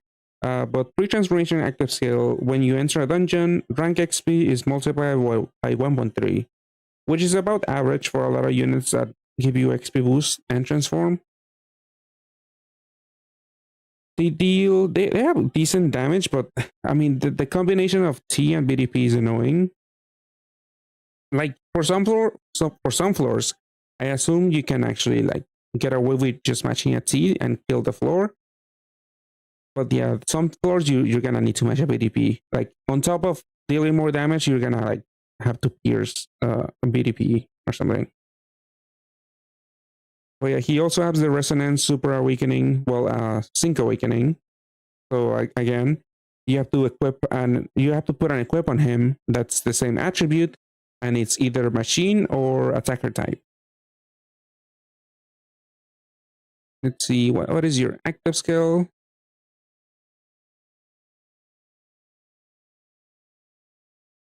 The active skill is for 2 turns. The board becomes 6/5. So 2 turns on a 3-turn cooldown. So yeah, fixes the board. Attack power is double, and the damage limit will be 14 billion. Is it for everyone or attacker? Attacker. So you need attacker types. And then it gives you 10 water, light, and heals. So you're gonna run 3 of this guy anyways. I don't know why. I don't think anyone's gonna only run 1 or even 2. You kind of need 3 of this guy to serve as your overgen.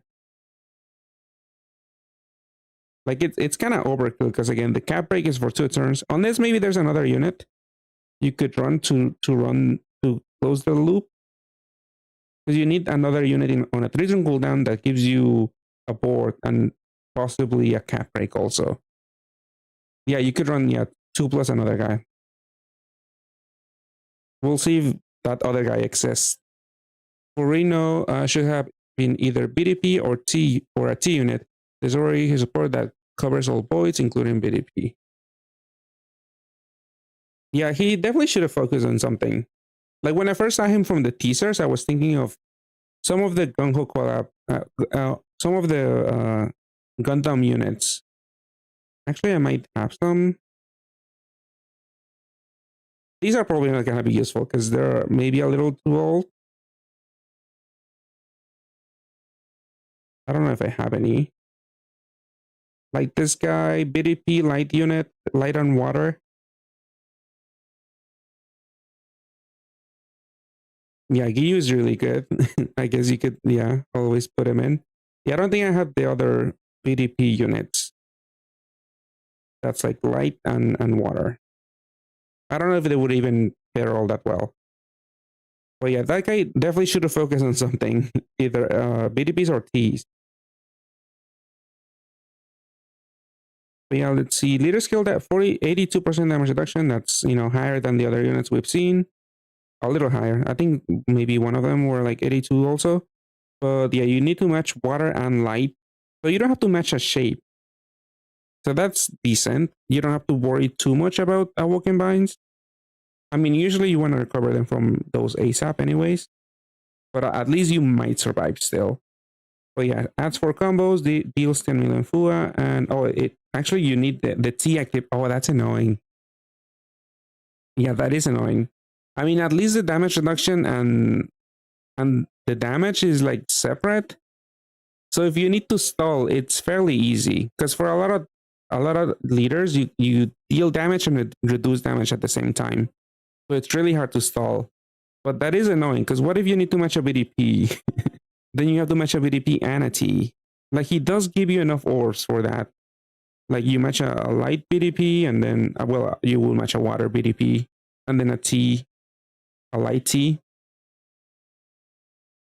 I mean, in some cases, this is okay, I guess, but I feel like that's too much. Too much to ask for. Matching a T every single turn. He does look strong. I don't know if you would even bother. He also has a hard L, which means more bulk.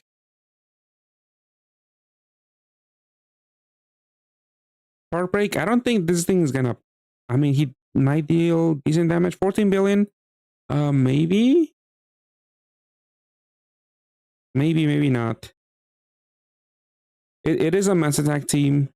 Like if his teams have access to like a park gravity unit, then I could see them actually maybe being okay. I don't know. He didn't boost part break. He only boosted XP, right? So that's an annoying thing again, because you might need to stack up to 10 part break awakenings in the team. Okay, let's look at the blue people, because they might synergize well with him. Yeah, like this guy's a T unit also. He also has resonance. 3-turn cooldown. Let's see. It's a delay active skill. Okay, the first effect is just removes locks. It's basically nothing usually because your origin usually just removes locks already. So after 1 turn for 2 turns, negates damage absorption and attribute absorption, and oh, it's an Omni Pierce. So this is basically like Rina and Pencil Gun, I believe. So yeah, Pencil Gun is dark. Rina is, well, in JP, Rina is actually fire, but in NA he's like dark main attribute for us. And this is water. So now they have water has access to an Omni Piercer. I mean, this isn't too bad. He deals decent damage in a T team. Resonance is also interesting. Also, although again the stats are like 7k HP is a little low. Because even if you had the like 1k, is it 1k? I think so. 1k HP from plus points. I don't even think you're gonna reach.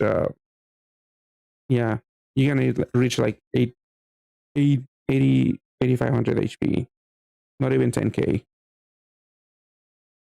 Rito doesn't have to use Gundam Team like Belial Gundam or Mary Strike Freedom. His support is Jugo Ogata, which is like a Kinjaku, but for flu. Oh, I think we're looking at this guy that you mentioned. Yeah, Jugo Ogata. Yeah, he's a really decent piercer, Omni Piercer. I can definitely see. I see the vision with the T's because you have to match a T every turn with Reno, like you mentioned. I mean, like, yeah, the leader skill is annoying. And that guy doesn't even actually have any power breaks, do you? You don't. So that's one less power break you have to make up from equips. I mean, that's one more power break you need to make up from equips. Because the base unit doesn't have any power break awakenings. Let's see. Let's look at the leader skill. It's also a fixed move time. So yeah, Reno also has a fixed move time in leader skill, which is definitely enough move time to match a BDP and a T. And at least with that, you don't have to worry about time debuffs. So attacking with 3 colors simultaneously reduces damage by 80%. 80% is way too low nowadays. Increases damage by 45x at 3 combos. And I mean, it's somewhat easy leader to play if you're like a new player, honestly. And you're like tackling like not so hard. I mean, 5 effective HP is probably way overkill for early content, but this is a very easy unit to play with.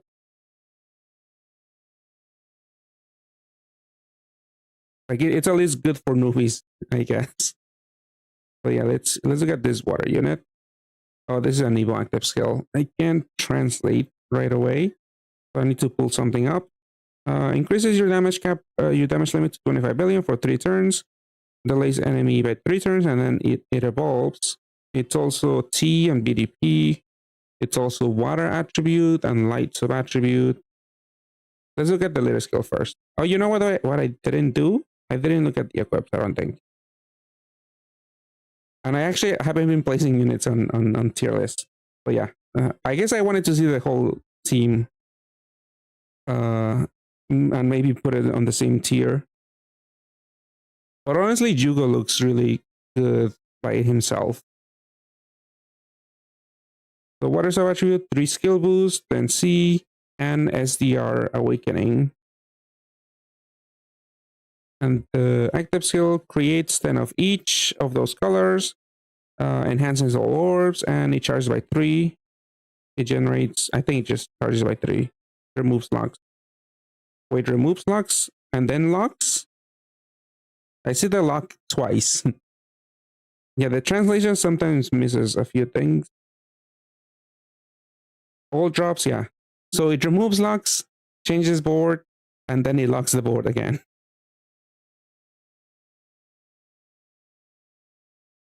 That's a little funny. I mean, it's like a waste of time if you care. Like if you're running, I don't know if you would run this in a ranking team, but that would just be an extra animation.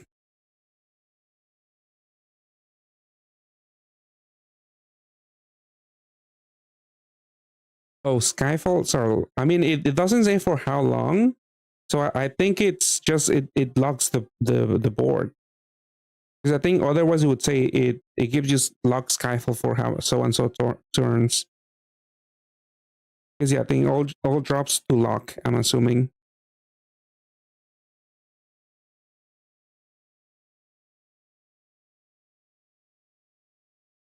Oh, the 3 is the charge. That's the other sentence. Yeah, charges other skills by 3 turns.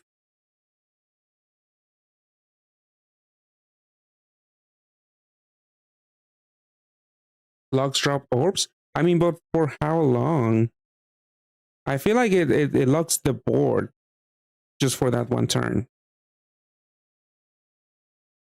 Because it can be like a permanent lock Skyfall, like self debuff basically. I mean, even with that aside, I don't think this is the worst. You could use this on Doma just because of the water sub attribute. Also damage, 3 densities. Bulk is missing, but again, if you're running a unit with 6 slot latents, you might want the SDRs. I don't think maybe this will be in too high of a demand. I feel like Doma teams have been dominating everything without this so far, so it's like something, I don't know, you could deal without for Doma specifically, but it's still really decent for the haste. And obviously, we're a little unsure about the whole interaction with the locks. Well, let's see. Let's put Reno. Okay, Ricky, you do have a team. You said 2 Renos. Reno and Iharu. Yeah. So we were saying, yeah, you might be able to run 2 Renos and then just a third unit to close the loop. Well, with 2 Renos, you don't need the cap break. You would just need orb gen.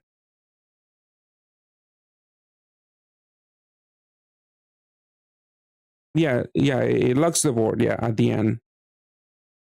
Okay, I'm pretty sure that is the case. Yeah.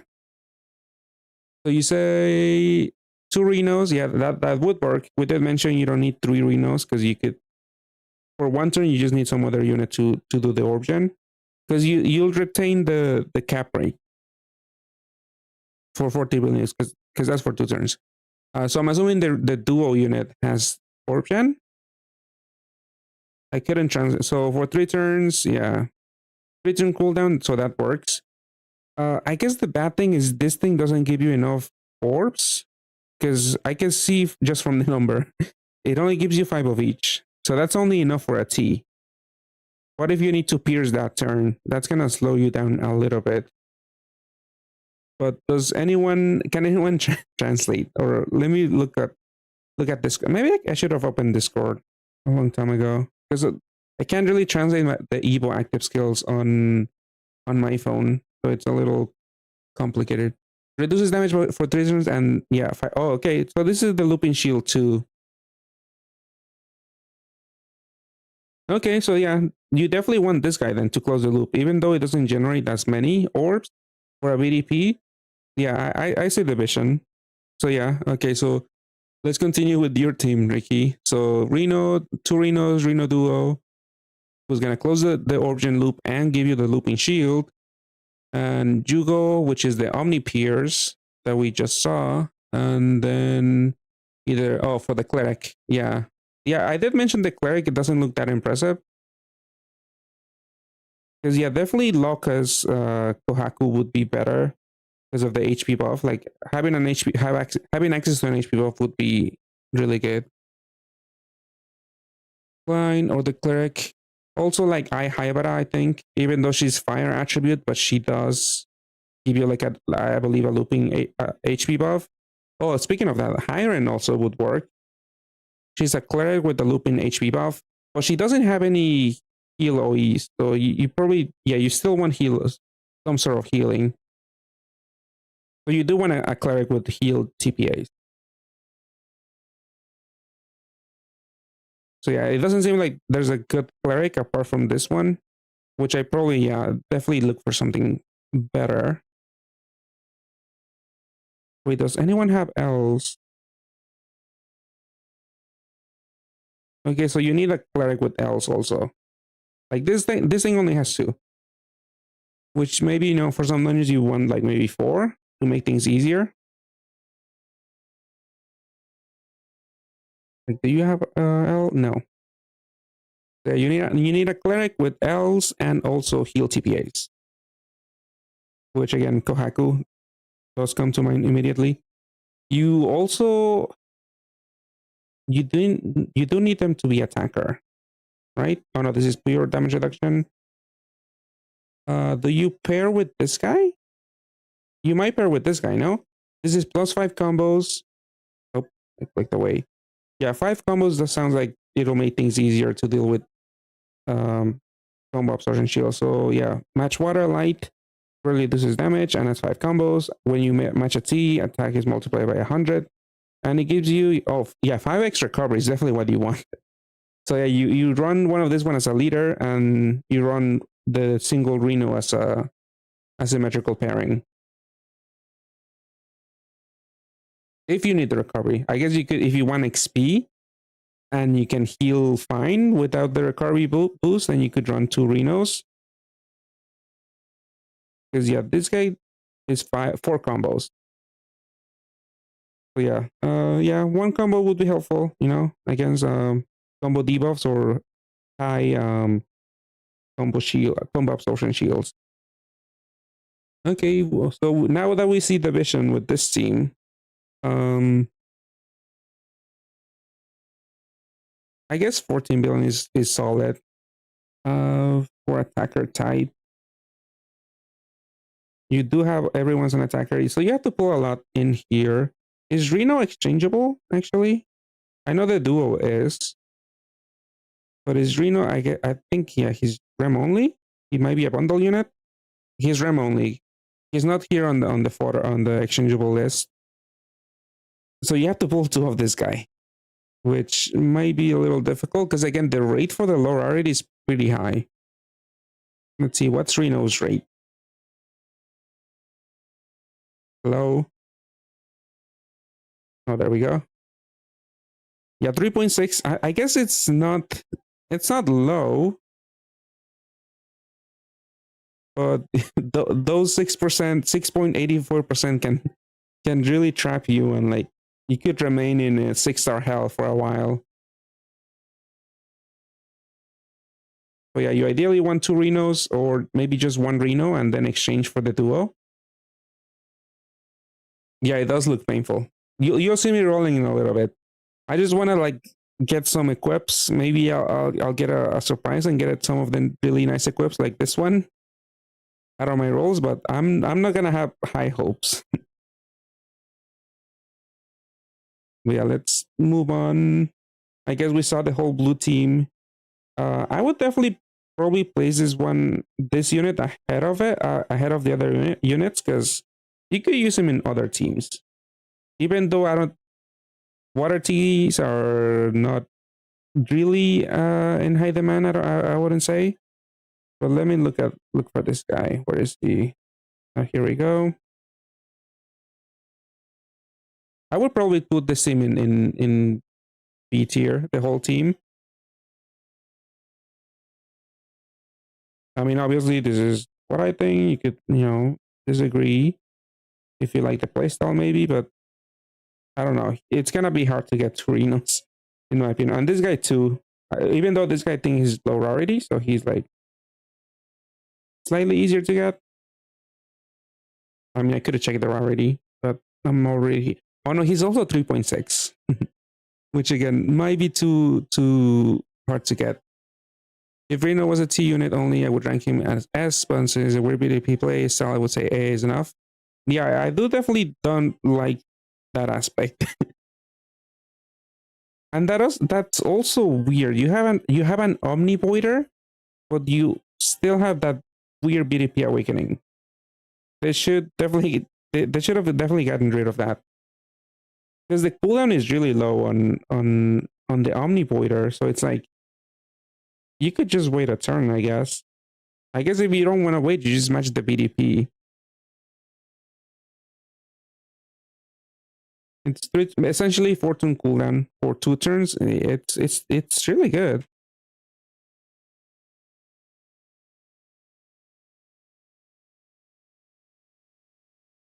I don't know. You have to pull a lot in this RAM to assemble the team. I think I'll still keep it in A tier. I could probably switch this around because this thing is only useful for the equip. So let's put the whole Reno team here.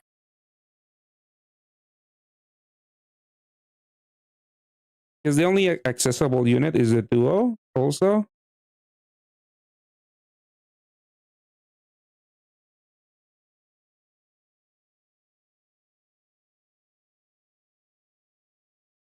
Let's see. Okay, it's a little smaller, but doesn't matter. And then Reno by himself.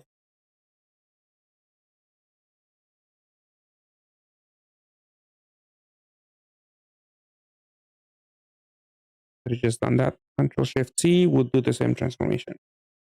Okay. I mean, for now, I feel like this is okay. There's also the equipped were not all that crazy. Obviously, Reno has this two skill. Actually, I didn't look at the duo unit equipped. Maybe this is a crazy one.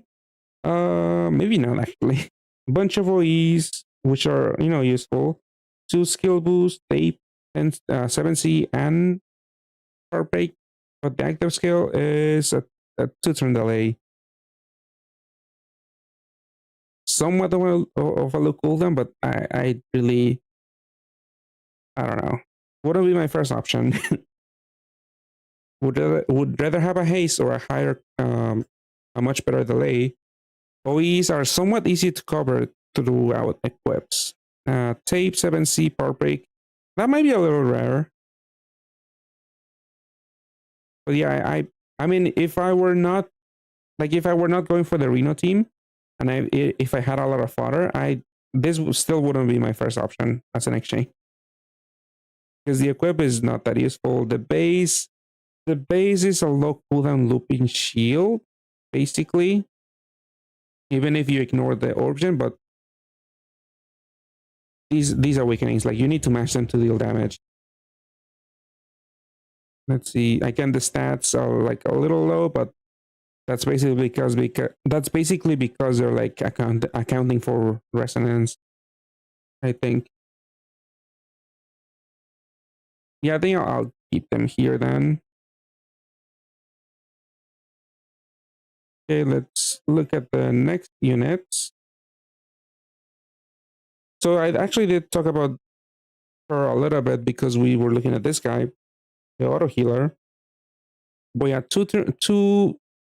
this is a 2-unit system for light elves, and she has a conditional active skill that gives you, like, you have to have the attacker buff, like the attacker attack buff, active, so that you disable combo absorption, and it also enhances light orbs. So this is basically like a swipe leader, because her leader skill gives you no Skyfall combos, and it doesn't give any bonus combos either.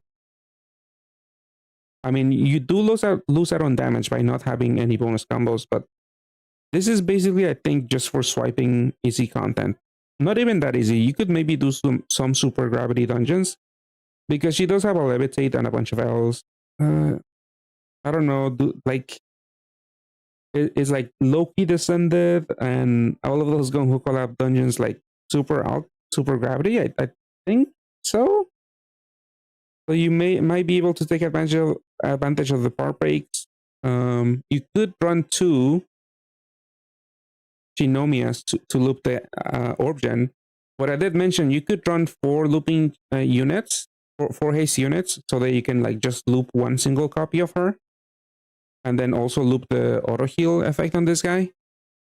It is a little gimmicky. Honestly, I might need to move things around, because I immediately want to put her in C, but actually she's still okay for farming some stuff, I think. So she generates an L. It is a 200x attack multiplier. She can destroy a lot of stuff. I am skeptical about the power break stuff, though.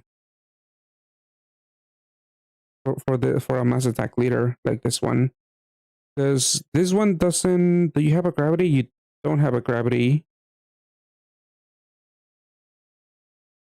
I guess I'm assuming this unit also pairs with them. Let's look at them. Well, I can translate the base one, and then I could check.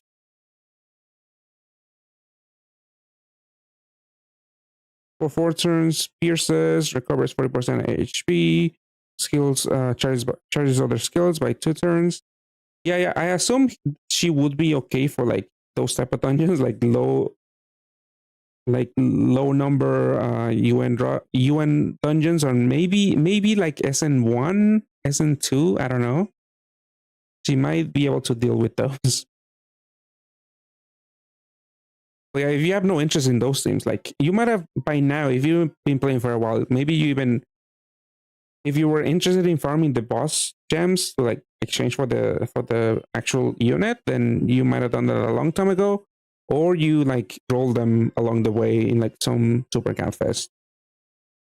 So yeah, I really wouldn't just pull for a Shinomiya team so far. I mean, honestly, on my account, since I don't have a swiping system, I won't complain about getting 2 Shinomiyas, because I really need a swiping leader for easy content. But yeah, active skill. Let me look up the active skill, and look it up on my phone. Let's see. Oh, I could actually do it through here. So the second stage active skill is fully recovers unmatchable and awoken binds. It pierces for 2 turns and increases your own damage to 25 billion for 2 turns on a fortune cooldown. So you could run 2 and like have that permanent uptime on the pierce, but you probably wouldn't do that. Let's see. So that's one of them. I know she's also meant to pair with her dad. No, who is the MP unit? Let's look at the MP unit. Let's look at all of them and keep them in mind. See how they synergize. So this is also a cleric. Well, just a walk and bind. And then for 5 turns, cap break is, well, the self damage is 2x. And then cap breaks to 13 billion, which again only for himself. This one does have a 40% gravity for parts. That's kind of high. And he's on a what, 5-turn cooldown? Yeah, 5-turn cooldown. Okay, so Shinomiya does have access to that. The dad also has 2 power breaks, which again you might need to like stack up to 10 power break awakenings with this team. And then leader skill, when you activate an L, damage is half, attack power is increased by 150x, 20 million FUA.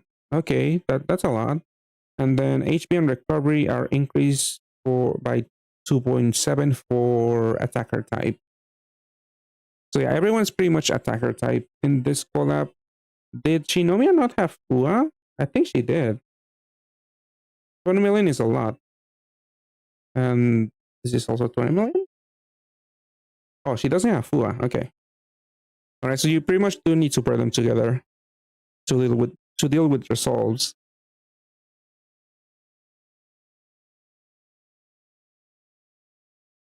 Okay, so looking at that, how the team works. And now let's look at the equips too. Because I did skip them because I wanted to look at the equips. That's a lot of damage for an L unit. So you probably might want a few copies of her to like equip on the other units here. Also the power break, which again, you might need to stack 10. Yeah, the restriction has been lifted. It was lifted yesterday after maintenance. Thankfully we got it early. I don't know why. Therefore, 3 turns, damage limit increases to 30 billion, cancels locks. Yeah, removes locks, and then it gives you 2 L shapes, and it also charges for 2 turns. Okay, you could even swipe with this thing at the beginning. Put it on Shinomiya. You still get the orb gen. You get a cap break, and then you get the damage going, and then you charge the other units. You could swipe. It could be somewhat fast depending on the dungeon.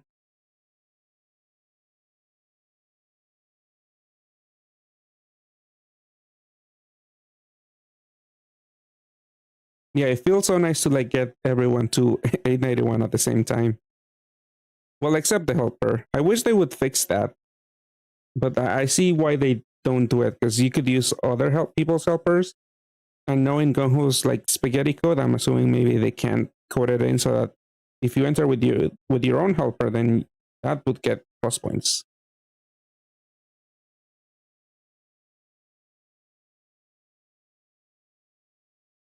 Okay, she has solid equip for her type of teams. So you might even want more than 2. So yeah, you might even want more than 2 Shinomiyas. Let's see, and this guy, we didn't actually look at him. I did overlook him, but he's also an L unit. For 2 turns, damage absorption. Okay, so this is your absorption voider, and removes locks and changes to rainbow. That's a little weird. I guess it's also to prevent like if an enemy gives you all light an all light board, then you can't activate an L at all, and you pretty much need to match an L to activate her damage reduction. So I guess I see why this guy gives you a rainbow board, even though he's not a rainbow unit. I mean, you could also run this guy in a rainbow team, and like in Mercury, just match 1 L and you'll recover everything. If you put the, yeah. Because you have up to 10 Ls, yeah. Because one single L, you'll recover your resistance Mercury. But yeah, what else? I see a gravity also. Remaining HP of the part is reduced by 35%. Okay.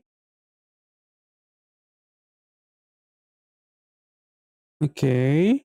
And the cap rate for this guy was, yeah, 25 billion. The dad does 20, or was like 13 billion, I think. Only to himself. Oh no, it's for attacker type. Yeah, because I was wondering, how is Shinomiya gonna get cap broken? Okay, so this guy does the cap break, and the other units self cap break for a little more. And you do have a bunch of gravities with the dad and this guy. You have a 40% gravity and then 35. I mean, it might be that you kill the parts of maybe too soon. Because, like, for example, in Loki Descendant, he usually just kills you when you break all the parts. I mean, you could probably maybe two-shot all of them. But for like more in-game content, I don't know. Like, can this have an easy time against like SN5 aggregate? Because all of the gravities seems really nice, but I don't know if she can actually make it all the way to the boss. I do believe regular gravities do affect parts. I'm pretty sure.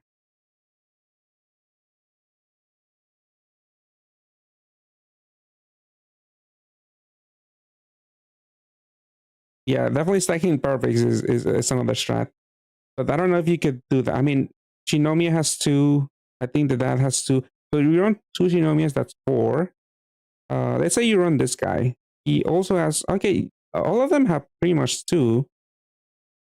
You could have a bunch of part breaks here. Yeah, definitely, yeah. Phyllis gravity usually, yeah. Because when I remember for like Jupiter, you will usually have to tap the head, so you gravity down the head. Yeah, targeted gravities work and regular gravities work on parts. I haven't done Kafka. Yeah, I haven't done Kafka yet.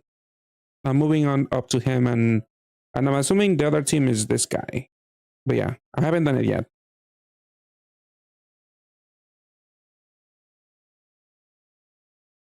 Let's see.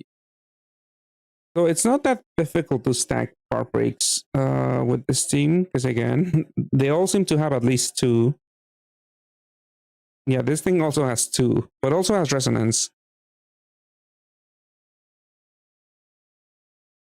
Yeah, I could see it. I don't know. Because all of the gravities, you're pretty much almost killing the parts. Because 35%. Well, this is multiplicative, so it would be 0.65 times 0.6, which is that. Yeah. So you pretty much immediately, if you can time the active skills, you bring down the parts down to 39% 39% HP for the parts.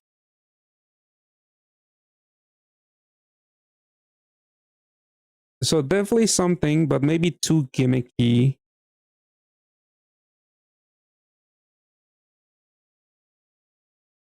Yeah, 25 billion cap break, maybe not. Because what is this multiplier? L's are like what, 2.2? To the there's 4, 6.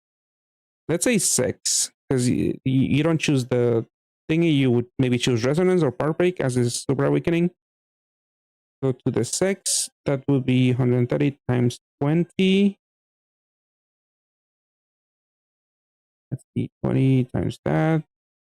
And then I guess if you actually put more, if you put a Shinomiya's equipment on this thing, then 53k multiplier. Yeah, with the double L, I mean with the quadruple L equip, such as Shinomiya's, this one, they do deal decent damage, really good damage. But that's a lot of Shinomiyas that you're gonna need to make this somewhat viable. But yeah, they will definitely struggle a little bit on the torso attribute. Yeah, double is 4.84. I mean, is it 2.4? 2.2. Yeah, that's the same one. Yeah, a single L is 2.2, double is 4.84. Yeah. So they do have a decent multiplayer, but they like you said, they probably will struggle in really low super gravity. It is interesting though. Let's rate the whole, well, equips. I keep skipping them. Auto heal, I think this is gonna be useless because you're gonna want to pair with the father who gives you an HP boost, which pretty much renders these almost useless, really, because you're boosting your raw HP. But let's see the equip. It does charge by 2, and it also negates damage absorption and absorption for 3 turns and destroys a shield. Yeah, this is whatever, really. Don't really care much for this. Main highlight would be the base for the gravity and the rainbow board, which might help with the full light board. This equip for skill boost, 2 Ls, and auto heal, which again, kind of garbage. Then fully recovers all unmatchable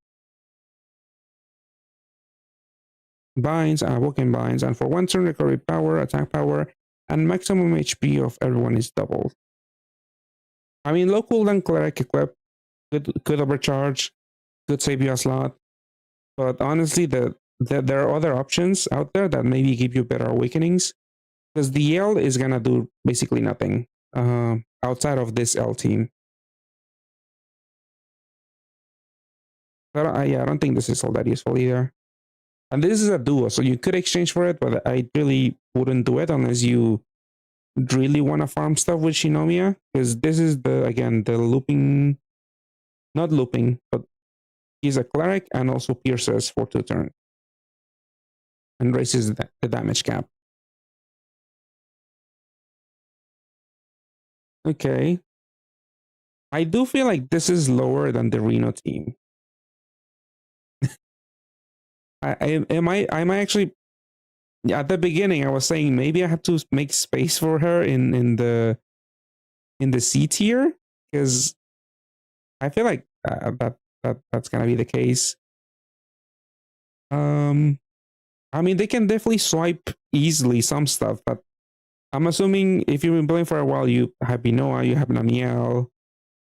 Unless you really want the part breaking aspect of the team, then I don't see why you should spend too much of your resources on this.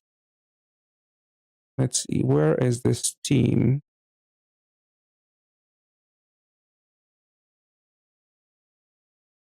Okay, let's make these a little smaller then. Let's make space. So that's the Kaiju team. 50, there we go. Oops. And now let's make space for Shinomiya and company. Actually, well, yeah, let's do it individually. Let's remind ourselves of the equip. Honestly, Shinomiya by herself, it might be good enough just to swipe easy content. So honestly, I'll bump her up a little bit just by herself at the bottom of B tier. Because you could get an easy swiping team going just with her and her dad, obviously, because you probably want to have the Fua. But yeah, everyone else I do believe belongs in the C tier, because they don't have a good equip. The power break gravity might be a little too. I mean, it is very situational. Yeah, where is this guy? Here he is.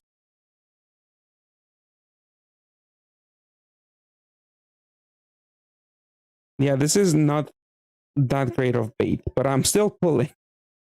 And honestly, I'm still hoping for 2 Shinomiyas.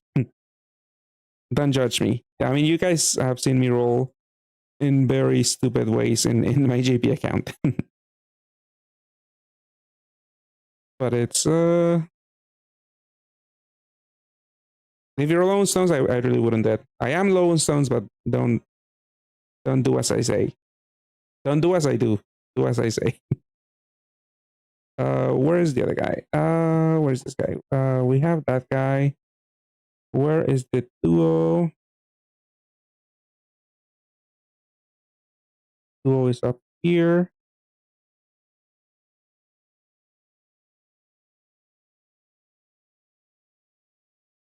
So yeah, the equipment on the duo was also not that good. Like by itself. Okay, let's see. Was that it? Well, I actually did that also.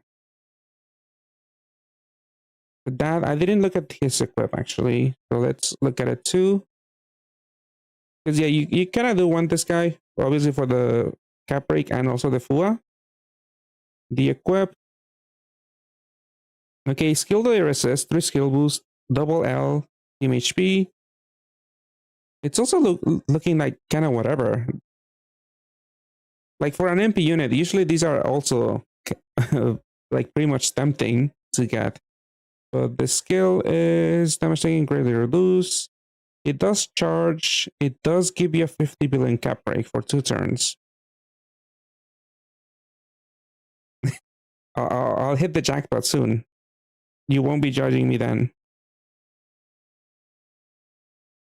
I mean, yeah, this thing is... Nope. It's fishing time. Okay. Yeah, this thing is only good for her teams, I guess, because of the L Awakening. Obviously, like outside of this L team, again, L Awakenings on equips are usually pretty much dead. Because you can't use them to recover SS because they'll get removed. And a lot of L teams are not meta at the moment. Like this one is not that meta. It's not meta. I wouldn't say it's meta. It can definitely clear some easy stuff, but it's not meta.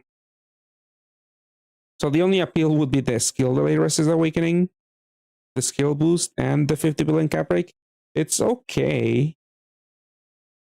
But I think the dad is still in the same tier as the daughter. Hold on, where is this guy? He's here. He's all the way at the bottom of the page.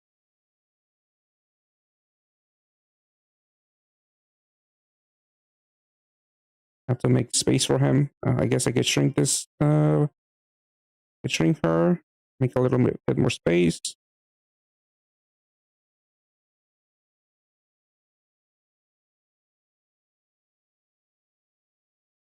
I mean, you can't really tell who this guy is without me expanding it a little bit. Let's see. Sure, whatever. Okay, on to the next few units. Let's see.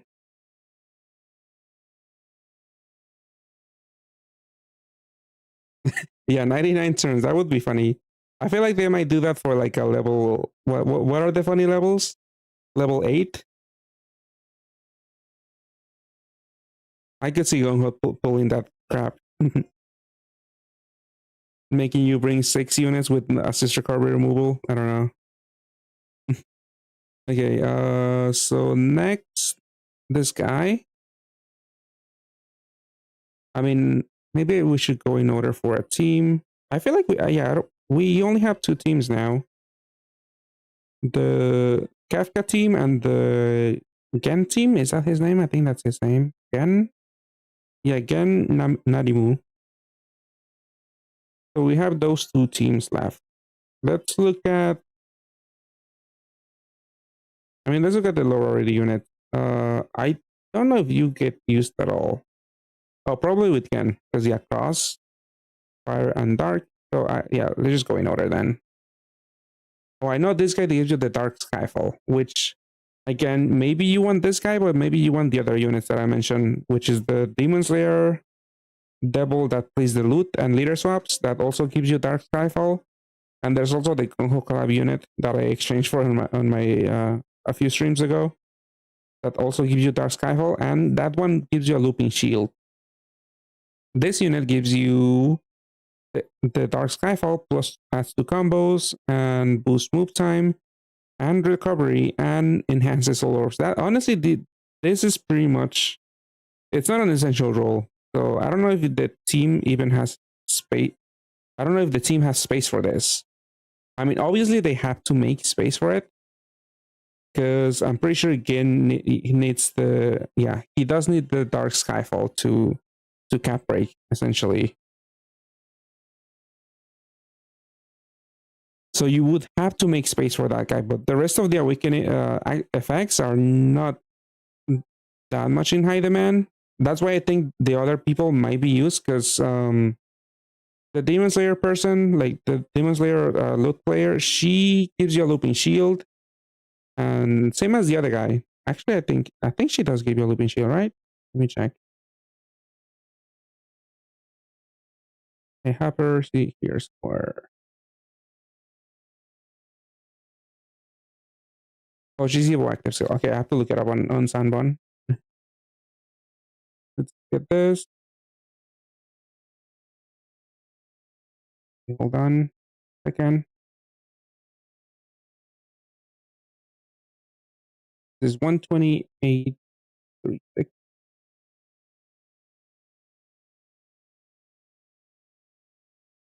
So she is, yeah, damage reduction for, and also fixes the board, and it doubles everyone's attack. So targeted attack buff.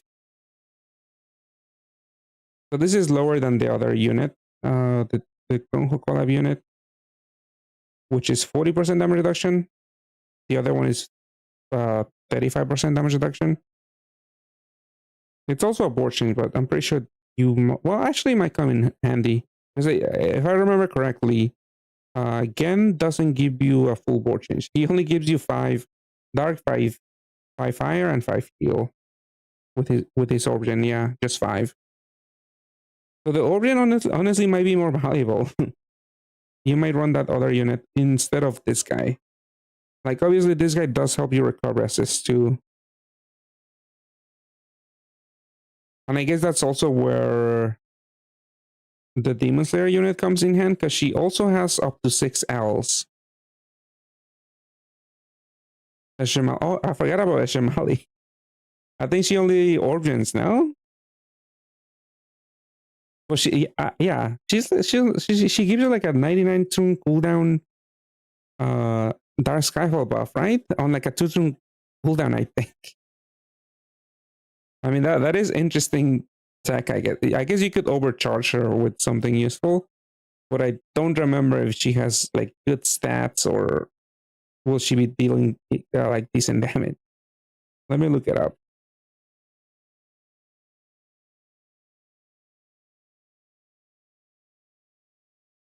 Oh, it's 5 turn. Is it the equip I'm thinking of then?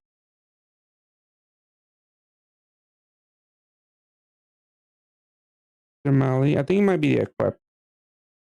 The equip, yeah, the equip gives you 99 turns. Let's look at the, no, yeah, 99 turns. So you could overcharge it, but her awakenings are pretty bad. I mean, she has levitate, 4/7Cs. You could also have a double 10C as a super awakening. She has like 2 attacker killers, which is kind of ass. I mean, you could use it if you have an attacker heavy dungeon. You might actually, triple cap.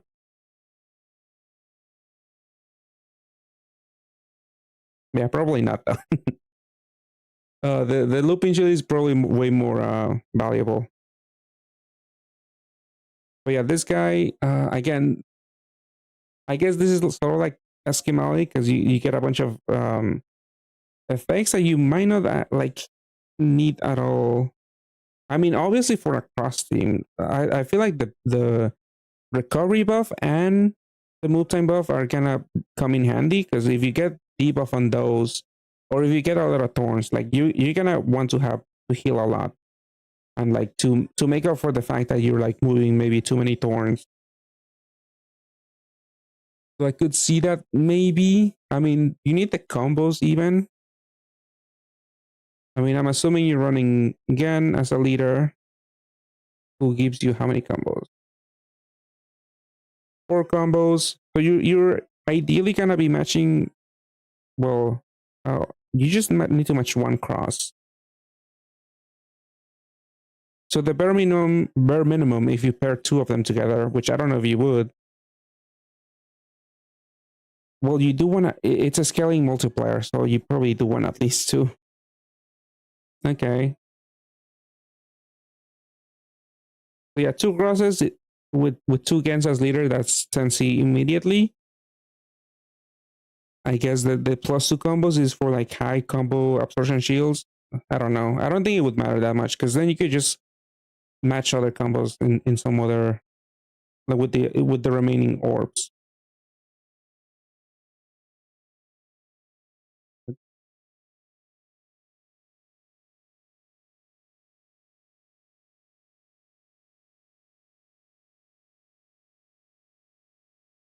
I had to do something. Okay. So we were on this guy. Okay, what's your equip? 3 skill boost to team HP, tape resist, and dark resist. Okay, that's interesting. That might come in handy for a cheese team. I mean, usually what Terra Abatama has like 2 of those, so maybe not.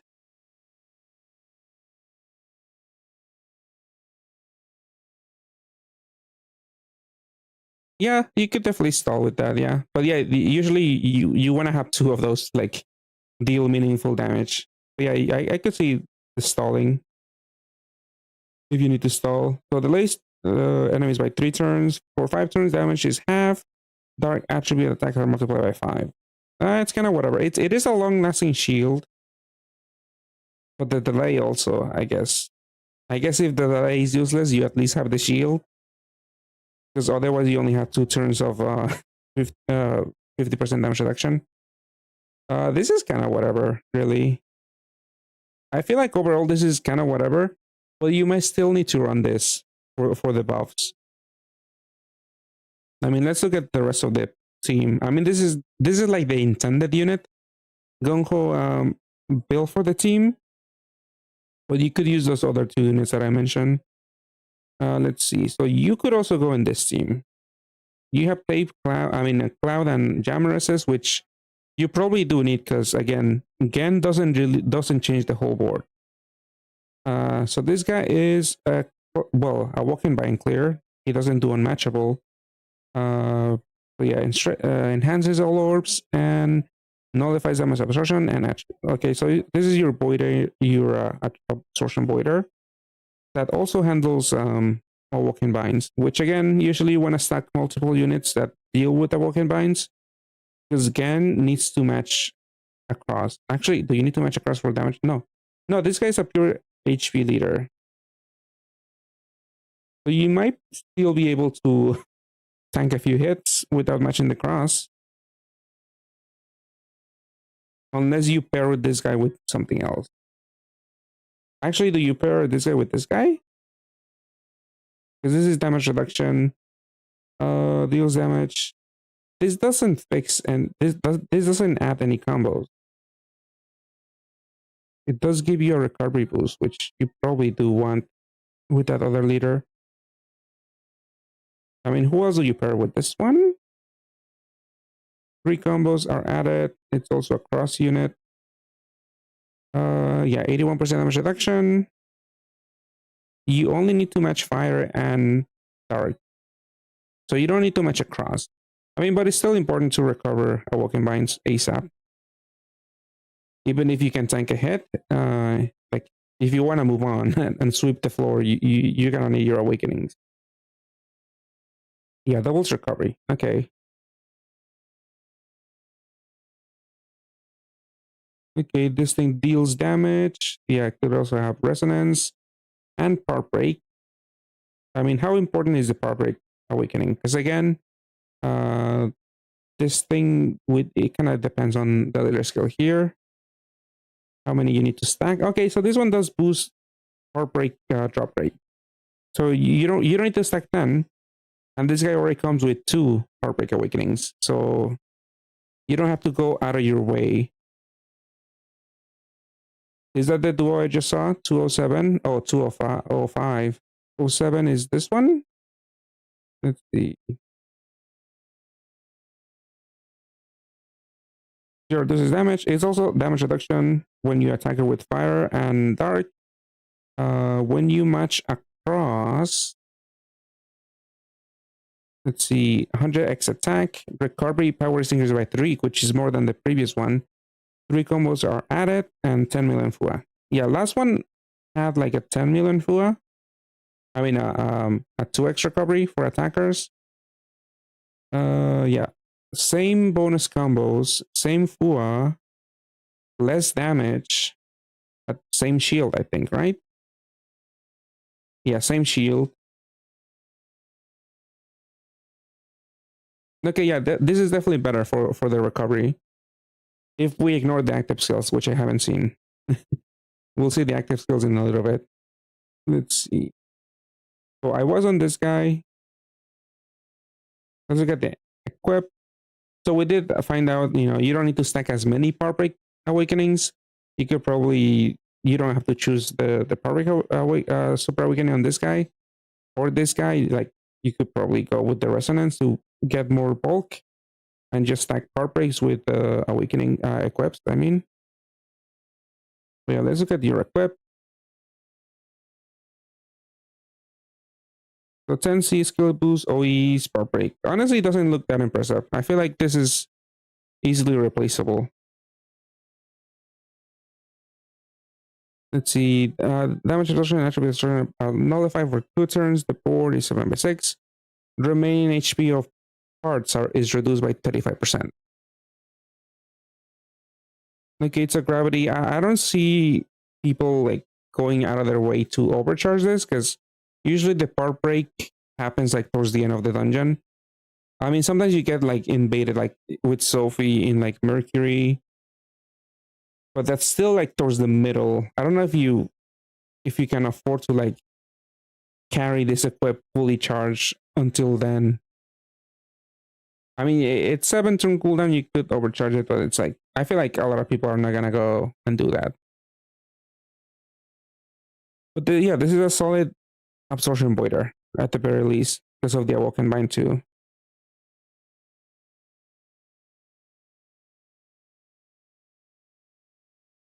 I mean, should I be rating this? I think I'll go at the end also, like I've been doing for the whole team, for all of the teams. So the next unit probably fits here. Obviously, this one. I guess let's look at the duo first, and then we'll look at the BGM. So this duo, I need to translate this one, Evo active skill, which is easy actually, because I have the Google Lens plugin on my browser. I can just translate instead of doing it with my phone. Okay, so they do have heal-OEs, which you do need to manually heal, because I don't think you'll be able to fit in a auto healer. Let's see. So, 4 turn cooldown to 1 turn cooldown. So usually when it's 5 to 1, that means that you need 3 units to like loop. 4 to 1 is what, essentially 5 turn cooldown, but let's see, the first active skill removes locks, changes the board to those colors, and destroys 1 shield, delays enemy action for 1 turn, and the skill evolves. That's interesting, but a lot of times a delay is not too useful.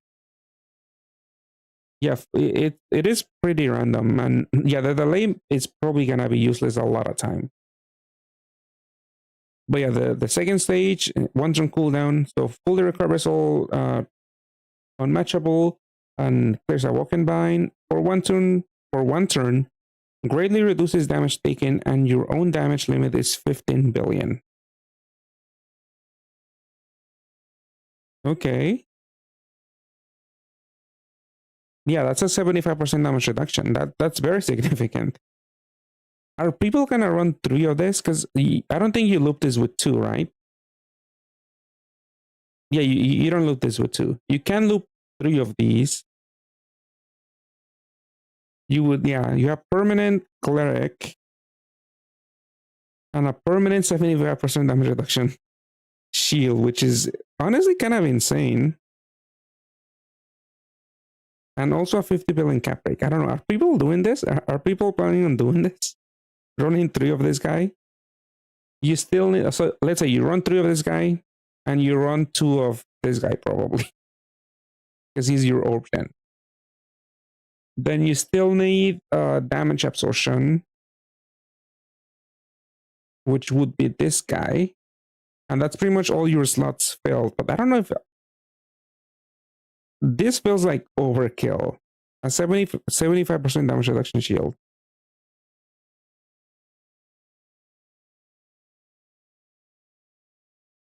Because then you also have the 50 billion cap break every turn, at least one of them.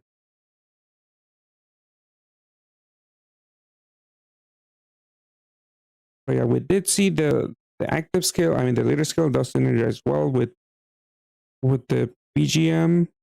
Yeah, 81% damage reduction. I mean, if you have access to a 75% damage reduction shield from the active skill, 81% is still it's whatever.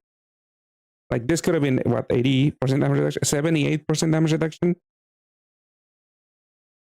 But still, I don't know if people are looking to fit in 3 of this thing. It is interesting. You also get, yeah, you get the full board change.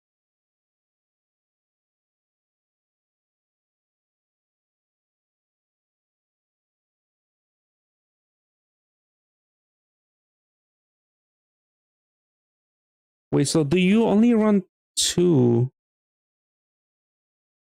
No, you still. I'm thinking, do you run 2 gens? Because every other turn, you essentially have orb gen with the duo.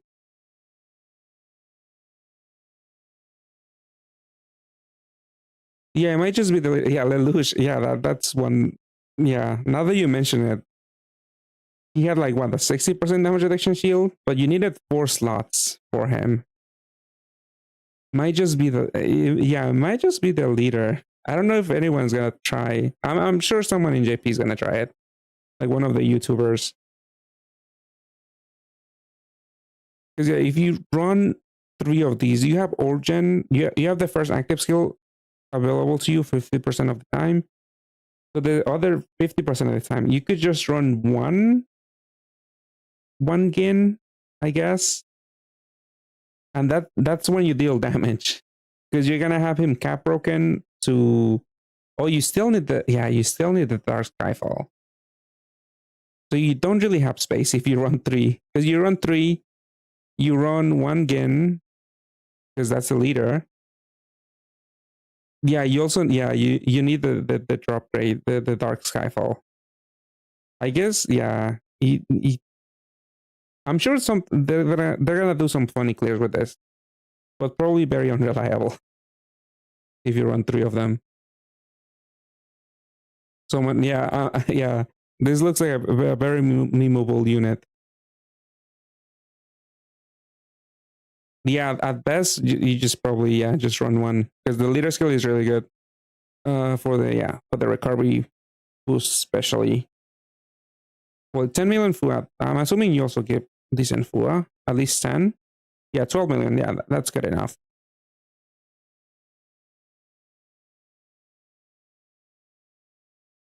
Okay.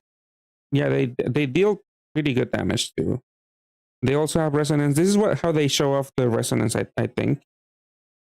On stream. Like you get so many stats. And this equip, yeah. Also double attacker. So they do match perfectly. You also get a bunch of damage. More OEs, which is more, more healing. Especially with the heal OE. Active skill for this is, well, I'll look at the base. I'll finish looking at the bases. So yeah, I guess the final part will be this one, or I mean, this one can go in here now. what do you do? Because you're also Firelight cross unit. Let me see. What do you do? Let's see if you actually fit in. So first stage is for one turn, the board becomes 7/6. All players' attack is double and HP, well, it's triple actually, target attack buff. Also triples HP and then it evolves. 2-turn cooldown and then it evolves to the second stage is it pierces and disables damage absorption and it changes the board to those colors and it destroys the shield. So this is like Minute and Shaolin. You could loop 2 of them, like one on the first stage and one on the other stage, because it loops back to the first stage. So you do have permanent pierce, permanent damage absorption, void, and every other turn you have a shield break. Well, every two turns you have a shield break. You fix the board. You have, you only have one turn of triple HP. Essentially on a 4-turn cooldown. I mean, that is a big HP boost. So I guess you could run you run one of this one, 2 of these, this one. So that's 3 units. One of this one, one of this one. I feel like you still want to run 2 of this guy though. But if you do that, what I'm saying, you can only fit one again.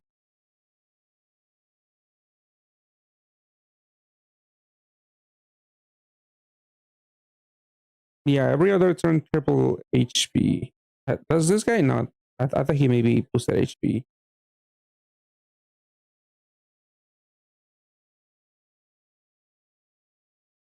That's a lot of actives to like keep pressing. Let's see. Let me see. Let me quickly scroll through YouTube because I'm sure there's some YouTubers that already made team. Yeah, it is a very big number because yeah, you also have access to that big shield, like the occasional triple HP, the occasional 75% damage reduction. Or like you could have uploaded a video 30 minutes ago, and it's for this leader. Oh, I think yeah, this is the video you were talking about. They're looping 5 of this guy. Yeah, 5 of this guy and the Omni Voider. Let's see, what are they clearing? If it's Venus, then Venus is not that difficult. It's just a little tricky, like timing the cleric and the shield. But yeah, I'm assuming they're showcasing the damage reduction. Let me jump to Yakra Nerve. That's the floor with the big hit, the first big hit. But yeah, they tank it with the 75% damage reduction shield. Yeah, it's very expensive. It is exchangeable, except for one, the Omni Voider. Let me jump to Fagan. Is also another big hit in the dungeon that I remember. Probably tanking also with the, yeah, I mean, otherwise they can't. I mean, it is looping. Yeah, it is looping by itself. Oh wait, this guy doesn't remove locks. This guy locks the board. I thought he unlocked every single turn, but he doesn't unlock. He locks the board. Yeah, the Google Translate is not all that clear because this thing just says all drops. I guess actually it does make sense. all drops locked with the locked icon. I just read it wrong, man. But yeah, he locks the board every single turn. Well, every time you use him.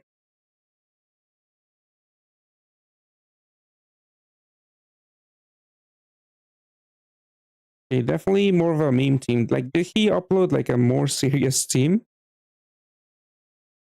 Let me see. I'm just browsing. He did a Shinomiya team. Let's see, Shinomiya. He's doing what? Yeah. UN2, that's that's not impressive. Like New Year Norris can do this dungeon. This is just like a glorified swiping leader for like easy content.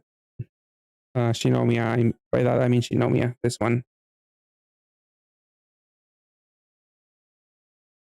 Okay, so back to what we're talking about. Honestly, I don't know. It does make BTP. Yeah, I guess, yeah, with spinners. Especially with spinners that eat up your orbs. Like whenever you use this guy, the duo, that only gives you so many orbs, like just enough orbs to match the T. I would see, I guess, yeah, the luck would come in handy there, I guess.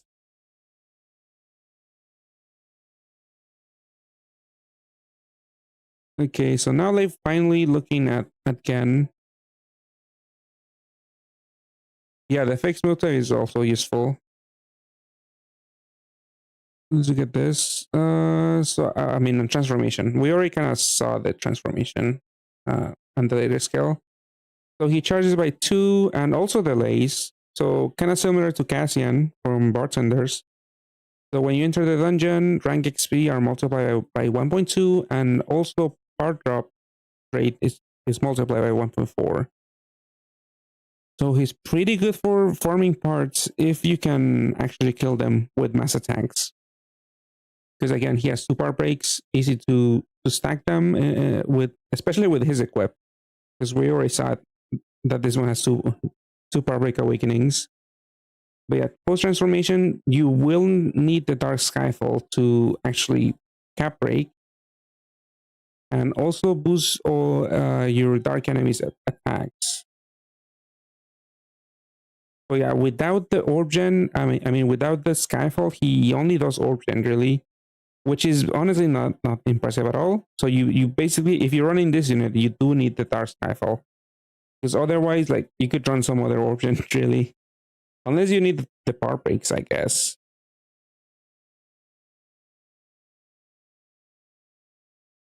And he has a scaling leader skill for every cross that you clear, and like they mentioned, like chat mentioned, you could just do 1 and probably stall, and then do 2 and kill the floor most likely. Okay, I feel like this is still a little too gimmicky. Overall, I mean, I might be lost in the sauce with all of the Evo active skills. Like, who does what? Well, how do you want to loop this? Like, obviously, again, like Yukura is doing, you could loop 5 of these and get a permanent 50% damage reduction. I mean, 75% shield.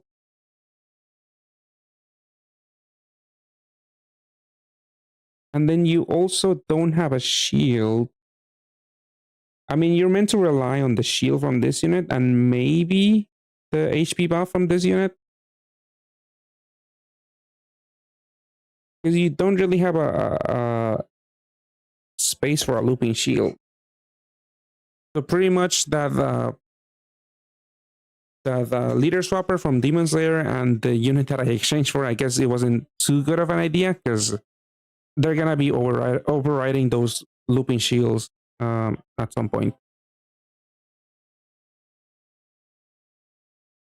How does the part break equip differ from the later skill version of that part break?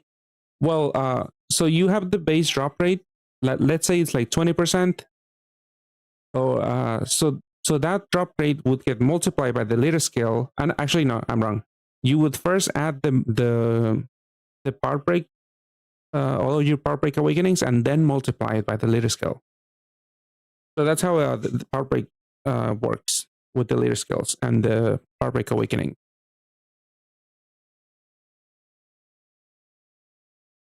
Like each part break awakening increases the drop rate by 10%. So if the base is 20, if you have that equipped, let's say if you just run 1 Gin for some reason,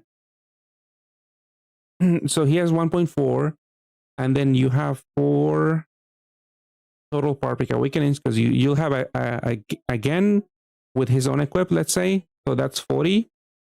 plus 40. So it's base 20 plus the 40 from the 4 part break awakenings, that's 60. And then that would get multiplied by 1.4, which would be 84% chance of the parts dropping. So then you would only need 2 other part break awakenings.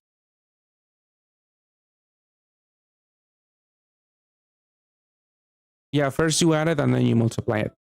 And it's the other way around for dungeon boosts. Because dungeon boosts, you have the base drop rate, and then you multiply it, and then you add the dungeon boost, which is a little worse because you can't really easily reach high chances of dropping eggs all that easily.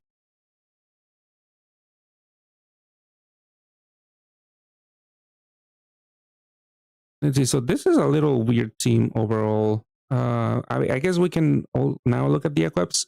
I mean, we saw this one already. I think this was the Pierce. I already forgot what she does, what they do. This one, let me translate again. Right here. So yeah, 7x6. Oh yeah, this is the triple HP, occasional triple HP boost with the Pierce and damage absorption later on, with the board change and shield break. Okay.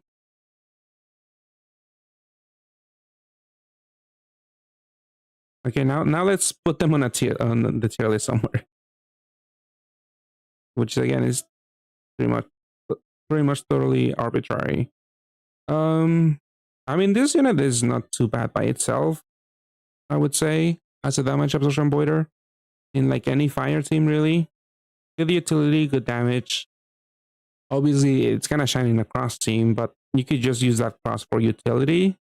Maybe. I don't know. I don't think a lot of teams go out of their way to fit in a cross unit, but you could.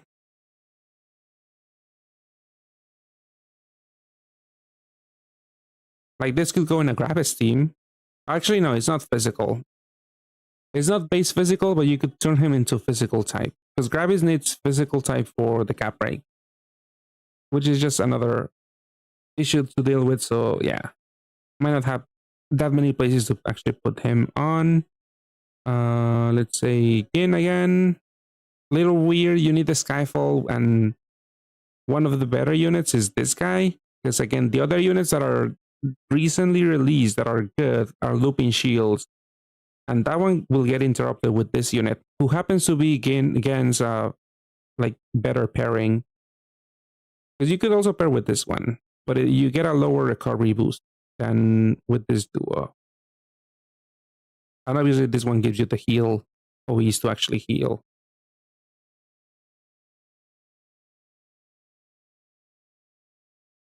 So yeah, this is just more damage absorption voiding and piercing. This is just damage and attribute absorption voiding with the Awoken Bind.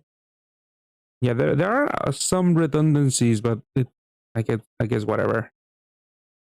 Would I put this in? I don't know. I'm even thinking maybe this is not even good enough for A. I mean, I do feel like this is better than Reno's team.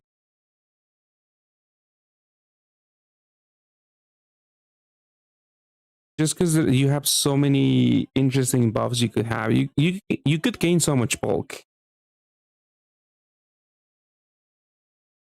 I feel like Reno might get too repetitive too if you need to match PDPs every turn to Pierce, even though you do have the Omnivoider.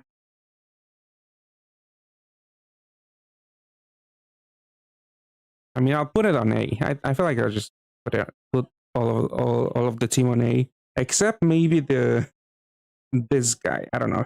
I feel like he doesn't do much. Oh, but yeah, but nobody else has a time buff, I don't think.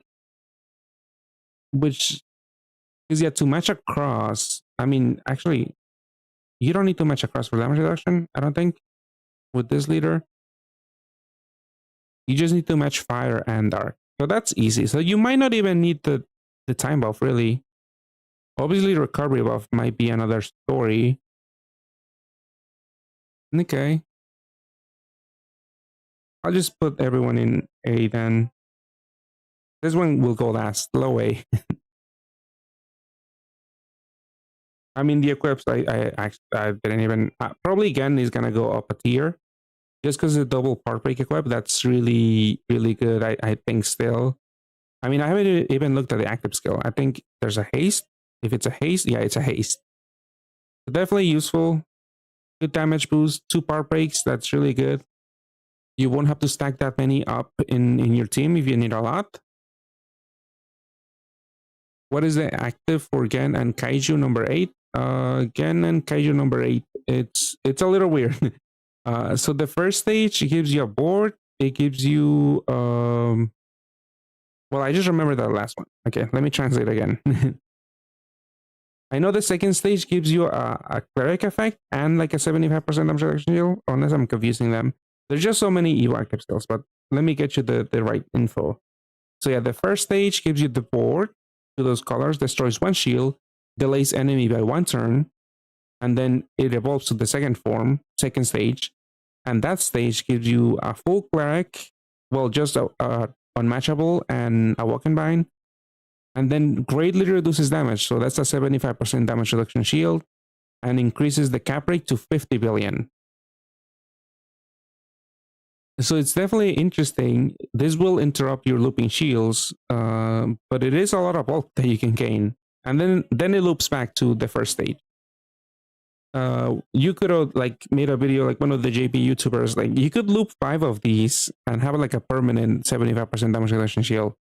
But that's a meme team, so it can be easily interrupted.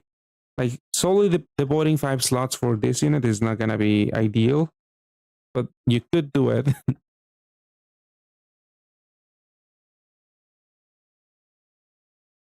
Let's see. So we're looking at equipped now. So I did mention this one is really great.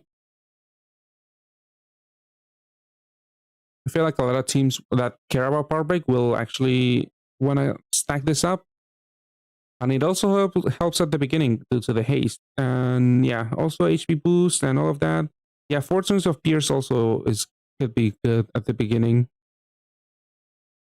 A Woken Bind might matter, maybe not, probably not. Yeah, that's the video I saw too.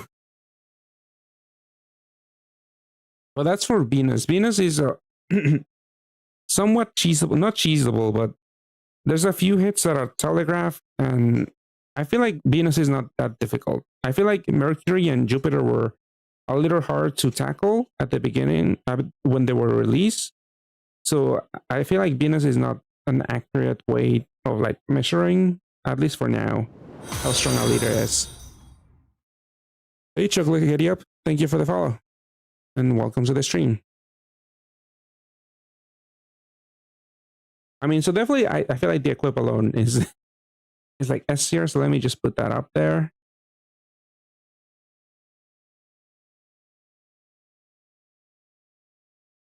I don't know if this will get power creep all that quickly. I feel like it won't. Because 10C double power break, I feel like they're not gonna rush to power creep that anytime, like any time in like the upcoming months. Hey, thank you for watching, and welcome to the Twitch stream, which is a little more long-winded and unscripted, which means it's a lot longer. I thought it would be a shorter stream, but it's been 3 hours already. Looking at 25 units, I thought it would be a little faster. Hey, Hexen, thank you so much for the prime. I'll make sure to remember. I have to add your name to the Bad Island video, which is yet to be released. It is finished, but I'm waiting for Sanbon to get the data in, because I do love using their images for my videos. Because otherwise, it's not that clear. You can't really see all of the forms, all of the evos and stuff.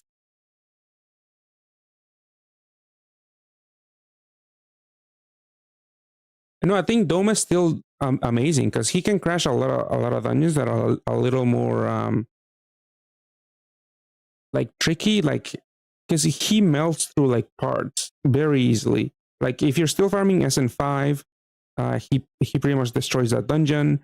Pretty much also Mercury and Jupiter. Like it's really easy to get all the parts. I just feel like this team is just way too gimmicky because he doesn't know. Like if you do loop the duo all that much, you don't really you can't really get parts either.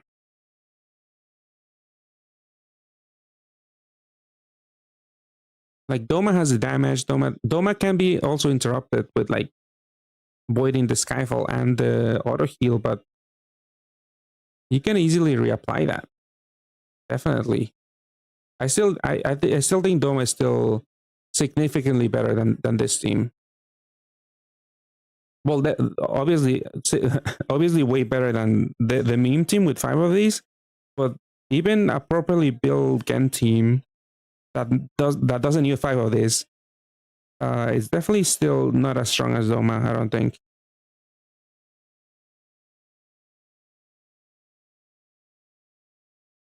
Let's see. So Gen is up there as mainly for the equip, I would say. I feel like the team is better than Reno's, but I do want to see how people are going to use this. I mean, this is like an early tier list. I might be missing some units, like taking some other like recent units from maybe Kaiju Collab into consideration when thinking of teams. But I feel like this is like a self-contained collab because a lot of the units are already meant to work very well with each other. I haven't really gone outside of the collab to look like for like an important role. I guess the only obsession would be Reno, where I'm not a fan of her cleric, of his cleric from this collab.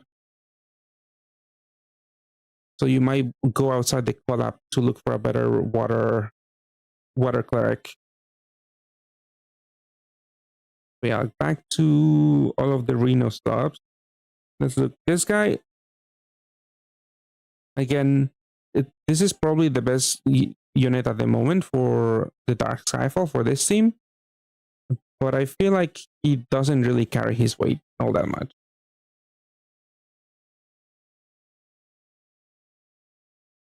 Wait, where is this guy?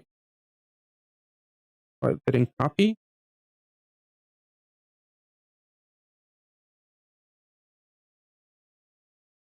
Okay, I mean, but he belongs in the team, and I don't want to shrink the people any further. So this goes in low A. I actually want to put him in like B tier. Oh, you can't even see it on this screen. Let me actually expand a little bit and shrink this one a little bit. Let's see, who is the other unit? This unit, the absorption boiler. I don't think the equip has all that. I think this is replaceable, really. Sensei part break with OEs. I feel like this is easily replaceable.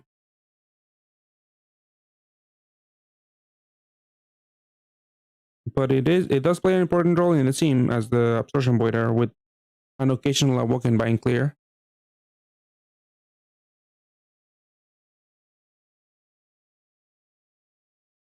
But still, it's a little, I feel like, I don't know. I have to see this team in action. Don't take this as my final opinion. I definitely want to wait longer. I don't know, really do like stuff like this with like new collabs in JP. I just wanted to do it for no reason, really. Yeah, let's see. So the next unit was, okay, this duo. Like we mentioned, it's very memey if you can loop 5, but getting 5 is gonna be insane because this is what, 70 stones for you can exchange, right? Yeah, you can exchange for him. 70 stones for a copy. So 350 stones if you just want to get this team, which I definitely wouldn't recommend. Since they announced Demon Slayer, Nakime is just straight up S tier if Dark Sky. There's also the Kaiju Collab unit, because maybe you won't even bother doing 7x6 leader swap. I mean, Nakime does have L's, but there's this other Kaiju Collab unit that gives you the Skyfall. This guy. Like this guy, he is lacking utility and damage because he has a dark PDP. But this one gives you a bigger shield, 40% versus Nakime's 35%.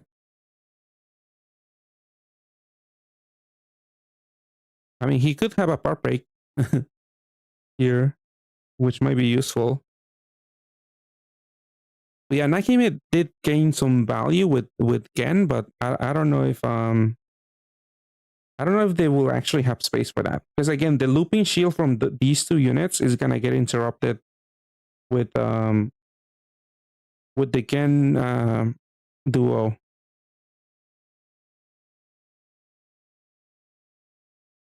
Yeah, Nakime, I think I have her here somewhere. Oh, posted. Does she have heal? I remember she can have up to 6 Ls, which is pretty handy by itself. But Nakime, let me see. She has 4 heal OEs. I mean, that might not be enough, but if you're running this guy too, that maybe you heal enough. But this duo is gonna interrupt her shield whenever you use. I guess you could save the active skill. You could just keep it on the second stage and just pop it whenever you need it, and just run Nakime for most of the dungeon.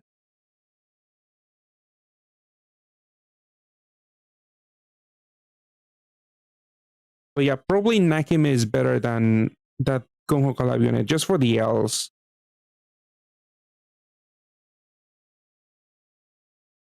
Just have to, yeah, we've seen that video too. I mean, I don't know about the strongest, because they used it on Venus. I think you're talking about Yukuro, right? Unless there's more people building the team, more JP YouTubers using 5 of them. I don't know if that's all that viable, because as long as you keep adding more interruptions, the team is just gonna be, I mean, easily interrupted.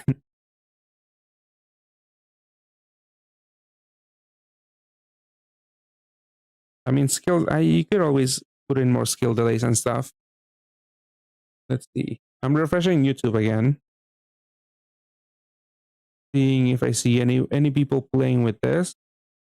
I mean, it is pretty early, but we see that we did see that video with with 5 of these duo.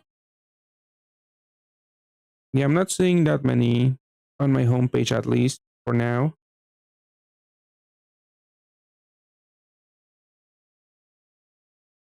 Okay, I just put this in a tier somewhere. I think the whole thing was gonna be in A tier, except maybe this one also, because the equip is really nice because of the double cross and a bunch of OEs.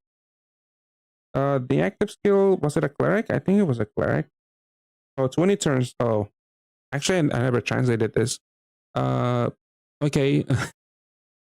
Skyfall prediction is pretty much useless. I mean, it could be useful at times, but it's very rare that Skyfall Foresight is useful at all. 1 turn delay, full recover was unmatchable. It's whatever. I mean, you could overcharge it if you don't have a cleric. This could be your cleric. Probably wouldn't though. I will probably just use this for the awakenings. So this duo is, I think it's still A, actually. I thought the equip was, I mean, double cross is a lot of damage. Could be used by Doma too. So it's like I wouldn't say that this guy is better than the other guy in A rank, because they had a good equip also. The base was really good too. But I think, yeah, it doesn't beat the other guy, so this duo is gonna stay in A rank for me, at least. Let's see, the other unit was did I do the absorption? Yeah, I did absorption boiler, I did the duo. And now time for Gan. Or I did him actually. He's in S rank because of the equip. Double part break with a 10C with the haste active skill and 4 tunes of pierce. And then this unit, which is also a little weird. It fixes the board, it pierces, it deals a damage absorption, I think. Wait, did I close that? 4 turns, 2 turns. Yeah, okay, yeah. So to remind myself, yeah, the first stage fixes the board to 7x6. Attack and HP is tripled for all of the players, and then second stage is Piercer for 2 turns and disables damage absorption. It changes the board to those colors and destroys 1 shield. You could have permanent Pierce and absorption voiding with 2 of this unit. You would just run them like Minuet and Shaolin. Like you keep one in the first stage, you keep the other one in the second stage, and that way you have permanent Pierce, permanent damage absorption. Don't really know if it's worth it. I mean, every other turn you'll have 3x HP.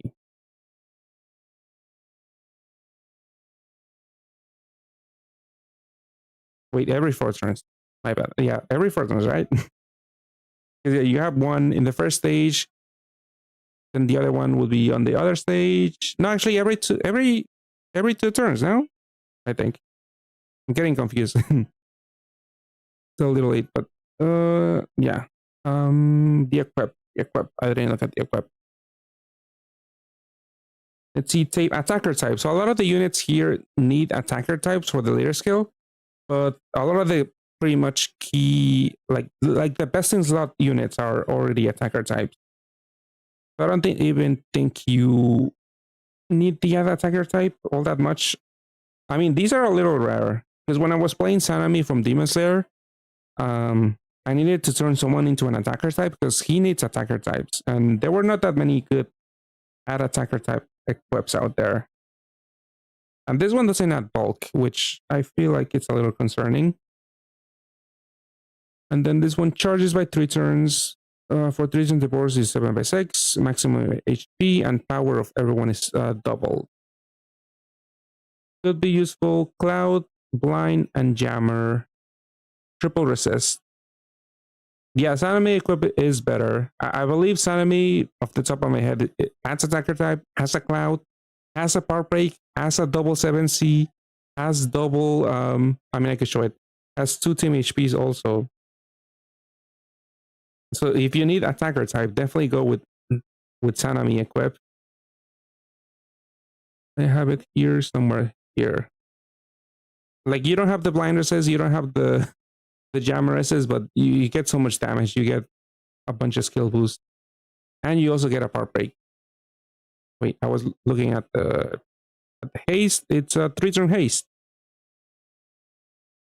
It's the same as that one, right? Unless was it 4? I think it was 3 because it's also 20-turn cooldown. Yeah, it's 3. Yeah, I would definitely choose Anime over this one. The bulk is just a little too important most of the time. And then Jammer and Cloud, if you need it, you could fit it in somewhere else via equip.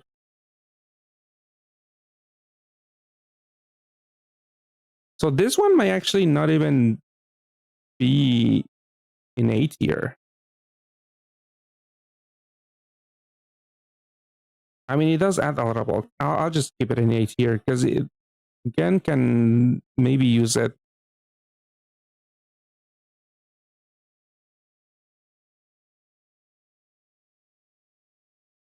I think that was it, right? For Gen. For the Gen, the possible Gen subs. I don't know if you'll run this one because maybe you do want to stack as many of this guy. Okay, the next and final team is the Kafka team. So finally, we're almost done. So charges by 3 for 1 turn. The board is 7x6. Blah blah blah. 88 billion cap break, which is funny. I don't know.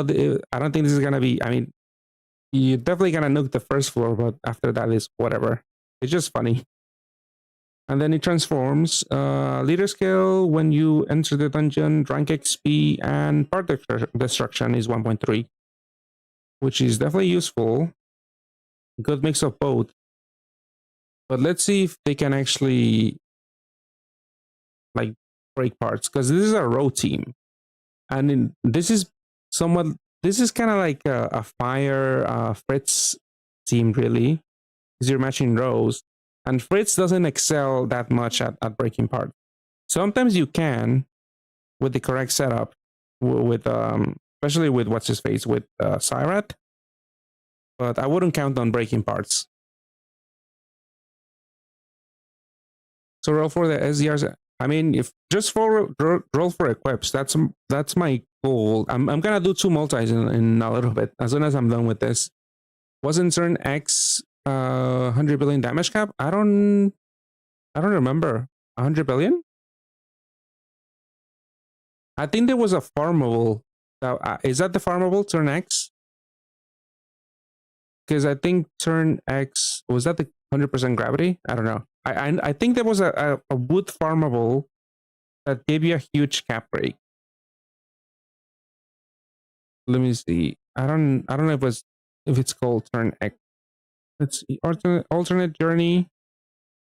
Yeah, the farmable Gundam. Yeah, let me open it. I have it here. Yeah, 99.9 billion. And he does have a levitate, 2 bricks, and a woodrow.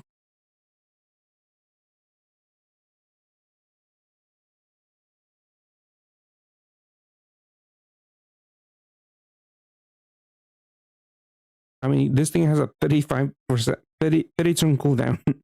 I don't even know if he can reach it in super altitude. I mean, it could in a normal dungeon. But yeah, it's a little funny. So I guess, yeah, it's not the highest cap break. Kafka doesn't have the highest cap break. That farmable from Gundam has it. But let's see, post-transformation, he has really good damage with 6 tendencies. You just put a levitate. Double barrel also will add eventually a lot of bulk. But I do feel like barrels are a little bit power crap nowadays, especially with resonance, because you get all of your stats right at the beginning. With barrels, you have to wait for floor 5 and floor 10 to get all of your stats. I mean, for reference, resonance gives you triple stats, and 2 barrels gives you 4x. But you have to wait for the 10th floor for that to happen. Well, yeah, let's see. Kafka leader skill. So fully recovers unmatchable. So full cleric. Also pierces and increases your own damage cap to 40 billion. On a 3-turn cooldown. Yeah, we did kind of talk about this at the beginning, where I don't know if you're gonna run 3 of this guy. You could run 3 of this guy for the permanent pierce, for the permanent cleric, and for the permanent 40 billion cap break. But yeah, this is definitely just a damage tick. Really good. 40 billion is a lot too. Let's see. When you activate a fire row, damage is reduced by 82%. Damage reduction by 82%. Attack power is multiplied by 100. 3 combos are added, and 12 million FUA. Then attack power and recovery power are multiplied by 3. Oh, that I missed that. Yeah, I missed that. Did they add that? I don't remember reading this when they teased the news. Well, yeah, that is interesting. You have to match 11 combos to get attack and the recovery boost. I think during the stream I was comparing this with Fritz again, and Fritz gives you 4 bonus combos, and she does struggle. She doesn't struggle to hit. She struggles to hit like 14C, but you can definitely hit 11C. But with this one, I mean, by fully matching a board, you might get to like 12C, 13C also. It'll be a little bit difficult. That is annoying that the recovery is tied to this too. Because if you add in a damage, a combo debuff, that's going to be very annoying. Because you can't really fit all that many combos with a row leader.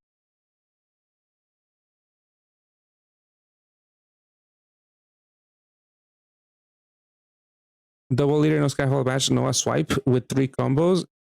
With combos, easy 11 combo, I guess. But I mean, are you using this guy just for a swiping team? It feels like bringing a whole nuke to a snowball fight.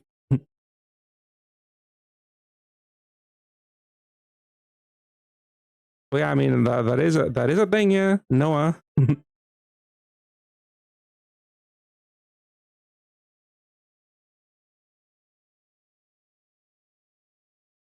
Oh yeah, I always forget you could that. But I'm also used to just tapping the button down here. But yeah, you could just swipe it up there.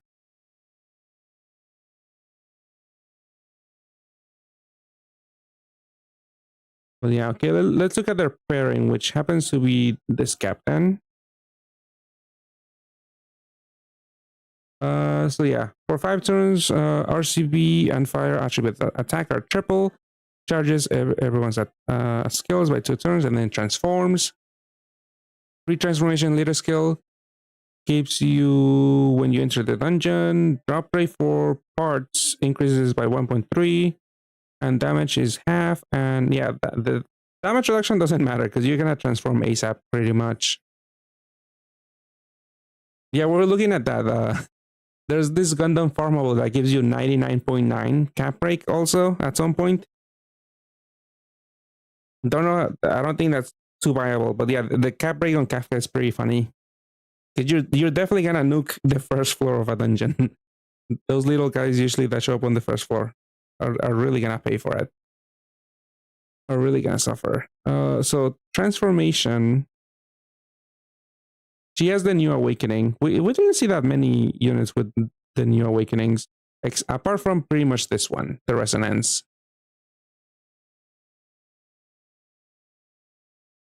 So she's pretty much your orb gen. So she's gonna give you 6 fire, 4 heals, and 4 wood orbs on a 2-turn cooldown, and then she also doubles attack power and breaks her and cap breaks to 32 billion and voids attribute absorption.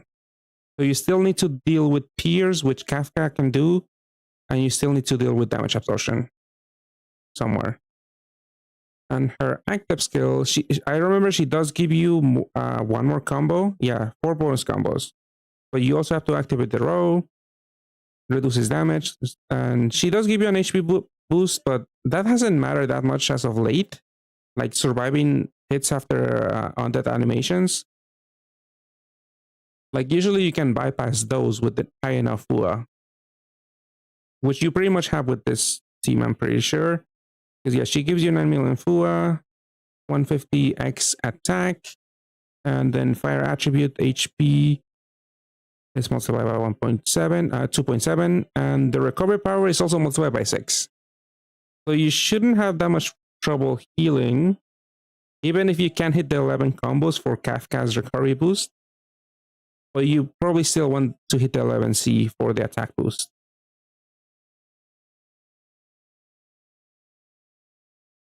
Yeah, attack and recovery power multiplied by 3 at 11 combos.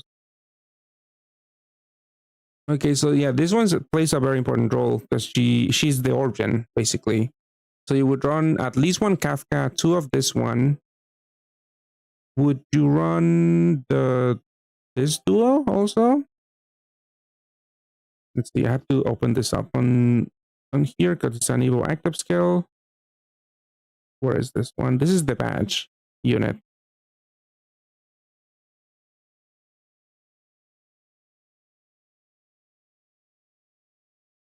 Okay, so first stage is move time, recovery power, attack power, and maximum HP of everyone is double for 1 turn, and then destroys 1 shield, and the skill evolves.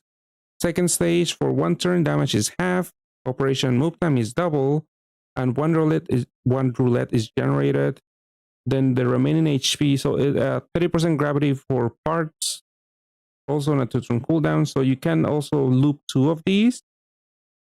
Or you could at least run 2 of these. I mean, the effects only last for 1 turn.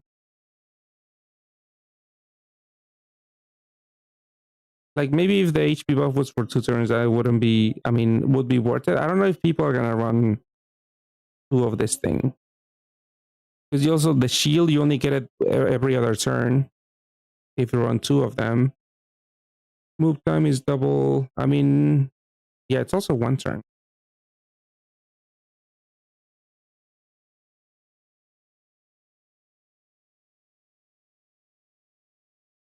Well, I think someone in chat also had the same question. I'm assuming it's only for that unit,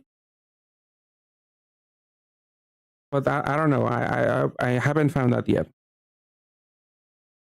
That is a good question because I am wondering, but I'm assuming it would only be for that unit because I feel like it would only affect the unit it's on because it's a damage multiplier. So I would think, yeah. Liam Hood also agrees, but don't know for sure. Well, at least I don't know for sure.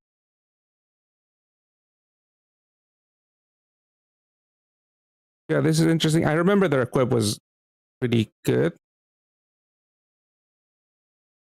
Like adds a lot of bulk, has skill delays, also has tape, a finger, sure, whatever. It doesn't really matter much. But yeah, for 2 turns, damage is really reduced. Recovery and attack are double, and then it charges by 3 turns.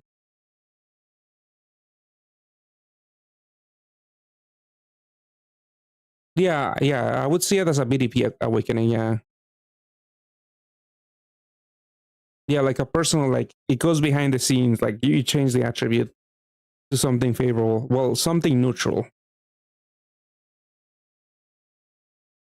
Yeah, this equip alone is really great. I don't know if the base is gonna go in a Kafka team. It obviously could to help recover assist. I mean, water and fire, I'm thinking Noah, but does Noah want this? For 1 turn, damage is... I'm just thinking Noah, even though, what, it has a bunch of L's. Yeah, it's already buffer with the occasional HP and the occasional 50% damage reduction shield, with also the occasional shield destruction and part gravity. It's a little weird. I don't know. Are people actually using this thing? But for what also? I mean, this thing has a very reasonable HV stat. Because you could, it's about average, honestly. But you could greatly benefit with resonance here. Let's see, leader skill is a 7. I didn't read the leader skill beforehand. So match fire water, halves damage, increase attack by 15x, and deal 10 million FUA. And then boost all stats by 2.5x for fire and water. Okay. I mean, this is the only unit that's focused on fire and water out of the collab. I mean, it's not like you would actually want this to run this as a leader, because usually you don't. I mean, that has changed a little bit. Like units with 7x6 leader skills are sometimes viable.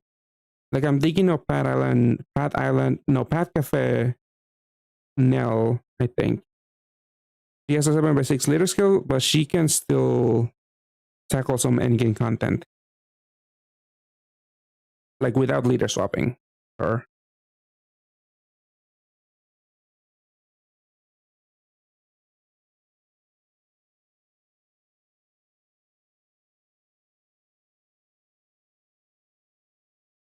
True, yeah.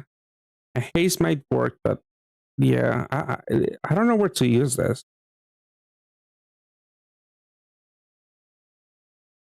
Like, I definitely want to see what people are going to cook up. But so far, a lot of the units here look a little too weird. Let's see.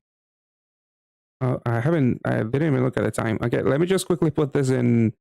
Okay, let's just choose a rank. All right, there's space on A. Actually, the equip was really great by itself. I don't really care much for the unit, but I feel like the equip is really great to add bulk and SDRs. So let's just quickly add stuff.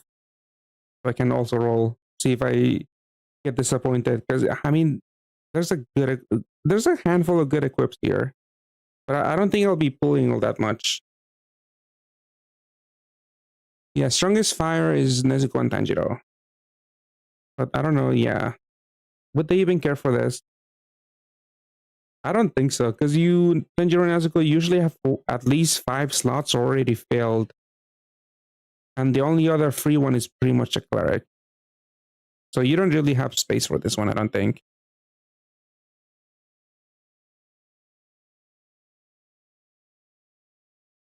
Okay, who else am I missing from here? Kafka and what's her face? So they are. I do feel like they are strong.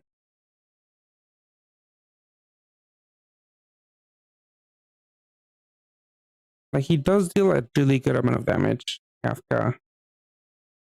And then her, I do feel like her multiplier is a little low, maybe because this is 50x times 50x.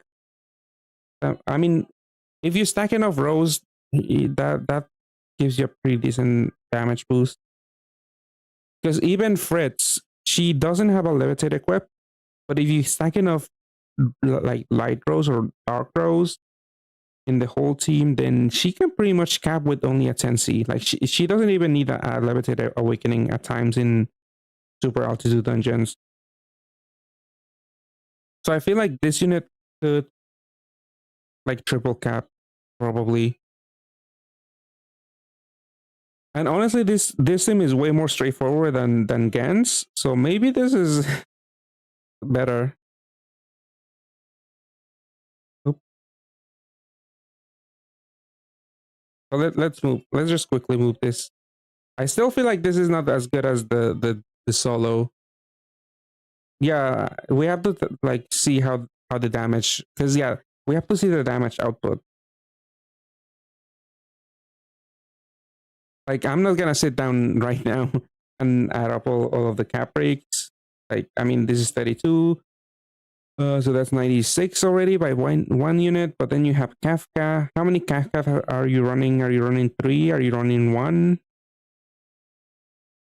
But yeah, so output. Yeah, we'll see how this fares in the meta. Where is this unit?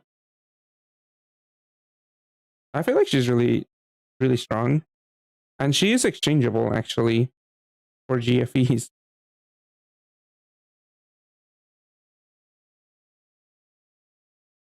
But the issue will be getting Kafka. I mean, Kafka is an orb skin unit, so you could buy one, but maybe some teams are gonna require like 3 of her, 3 of him. I mean, let's see. I still like feel like this guy is still really good overall. This team, I'm still on the fence. Yo, Wave, how's it going? Welcome to the stream. A little late. Yeah, I'll be doing some rolls in a little bit. I'm just quickly rushing through the last of these units, but I'll be done soon. Maybe. Who else am I missing? I guess just Kafka. Did I place that duo? Yeah, Kafka. Well, actually, he's equipped. I don't think I looked at it. Let's see. So fire sub attribute, pyroid, yellowy, NC to skill boost. Oh, this is a 5-turn charge. I remember now. But yeah, the equip will disappear, but it will still grant those awakenings to the unit. Like you still keep all of them except the skill boost, which obviously doesn't matter. But yeah, also 15 nail orbs. This could be good for some of the dungeons like Mercury and Jupiter and Venus, where the first enemy, one of the first enemies in the first floor, they have like a 10% super assault.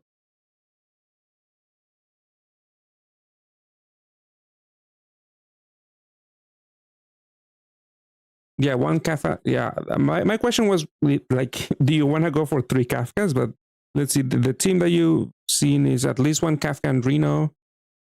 Yeah, the Kafka and Reno, I don't know if they provide that much value.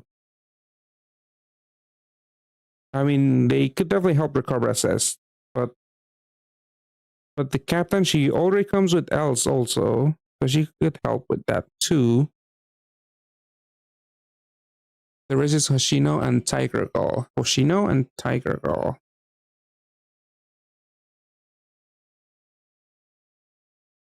Wait, which one is Hoshino? Oh, this one? Yeah, I think it's this one. I mean, this one also has crosses. I don't know. I want to see more people messing with this team, because you're not really. I don't think you're gonna go out of your way to match crosses with that team, because you need to match the fire rose already. Her equip. Oh, I didn't look at her equip either. Yeah, this is pretty good. I mean, this is almost similar to Chacula and Meduse, really. I know Chacula and Meduse has one more team HP, I think, and a 10C instead of a 7C plus. But this is still really good for the Awakenings alone. Yeah, I do agree. At the end of the day, probably I would use this more than Kafka's. But the 5-turn haze is really, really good. Hello, Duxer. How's it going? I feel like I still have to place this one in S rank. I don't know. There's definitely some really cool things you could do at the start of a dungeon. Quick look, yes. I did point that out. Like, I might have taken too long, a little too long. Oh, the D rank girl, Wood and Fire OE1, D rank. Oh, that one was yeah. That was like the first unit I saw. So I don't know if I misplaced her. Yeah, double. Yeah, cap break. I did mention Kafka probably doesn't care too much. Because yeah, she cappers herself, this unit, Hoshino. Then Kafka eventually, he cap breaks to 40 billion every three turns. Yeah, the Kafka one, right? I do feel like this has a lot of potential. It is definitely weird to have the whole disappearing thing and having no bulk usually. But 5-turn haste is just pretty nutty. So I do feel like as a unit, as a team, I would probably just put it on A rank, but for the equip, I would bump it up to S rank here.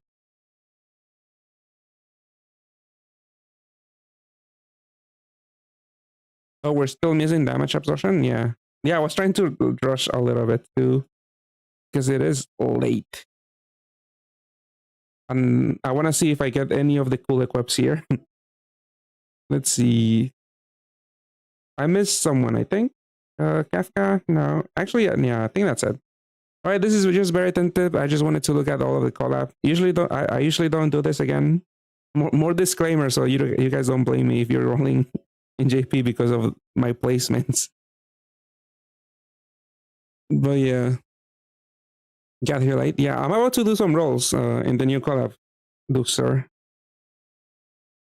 So those are usually exciting for most people, at the very least.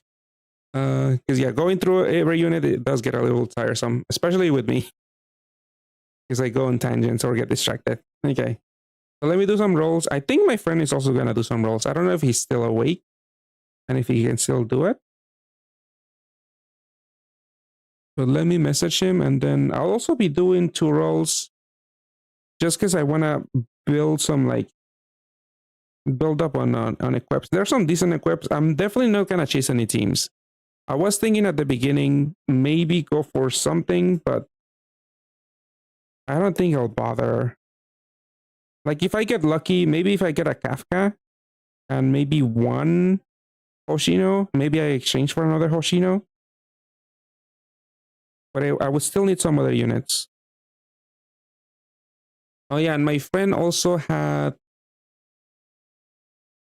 he looked at the units before I did in one by one, and he came up with this list. Like we usually put the units that we want to get on this graphic. Oops, where is this? I unselected it.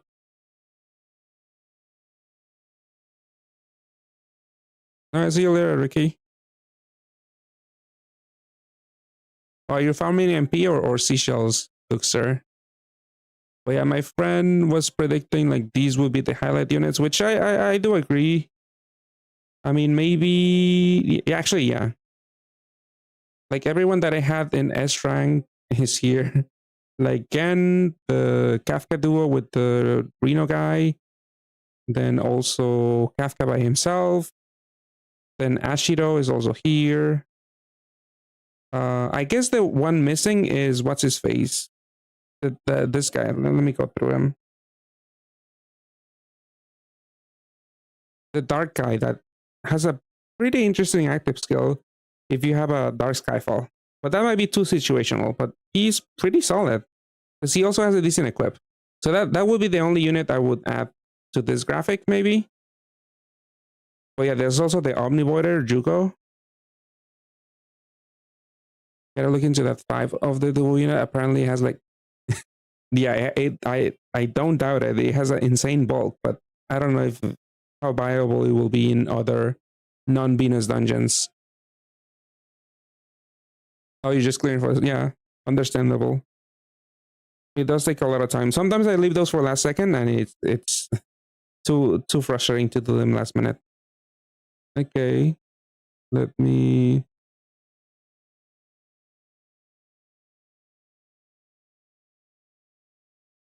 see. My friend is streaming.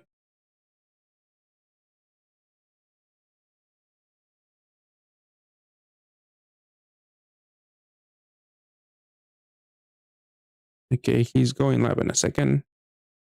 I'm personally gonna do just 2 multis and see what happens. I don't know how many my friend is gonna roll. Let's see.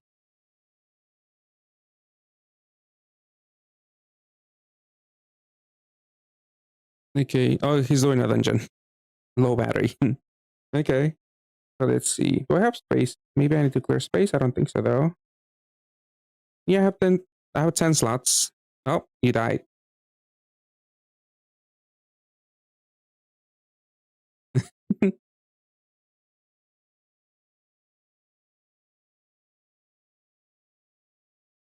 That was intentional. It's because we were about to roll, right? Yeah. Okay. So let's go through the rolls. I think, yeah, we got the stamp roll. I don't know if you did the quest. I haven't touched the quest. I did go a little long on my stream.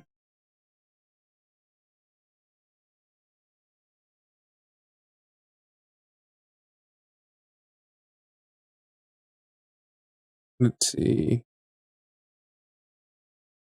Oh, you have a lot of Doma friend requests. I still haven't played Doma. I should really get my Doma team going. At least 891 him. I just been focusing on farming like stuff in NA as of late. Oh, Belial. Oh, you still have Gung Ho collab units rolls? Okay. I guess. I mean, that's the first one. That's a little surprising because your account is a little older than mine, and I do happen to have a Belial already. She's handy at times with Rosetta if you need a low cooldown cleric. And you got Paimon. She kind of works with some Tanjiro Nezuko teams because of the Skyfall thingy. I mean, she needs the Skyfall, so you kind of need Rengoku in the team. But yeah, I've seen her use here and there. I mean, I'm mainly for the 1.2 billion Colosseum that expired already. So I don't know if you'll actually use her.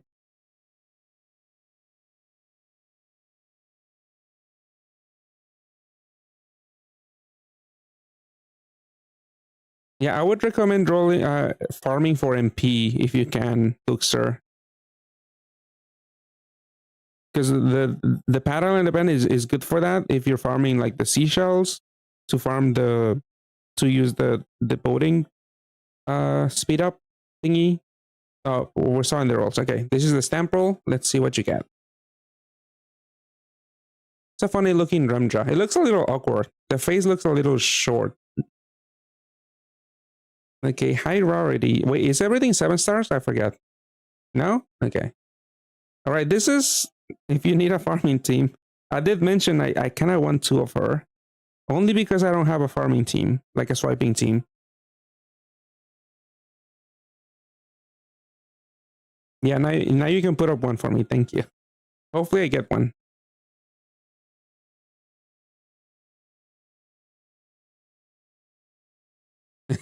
Oh, you're already ready. Okay, we'll see. I don't even know if I have anything to farm. in JP with that leader. I'll check it out later, see if I actually get one first. You have a lot of mail. What are you looking for? More? Oh, you're gonna do a multi. Okay, stones.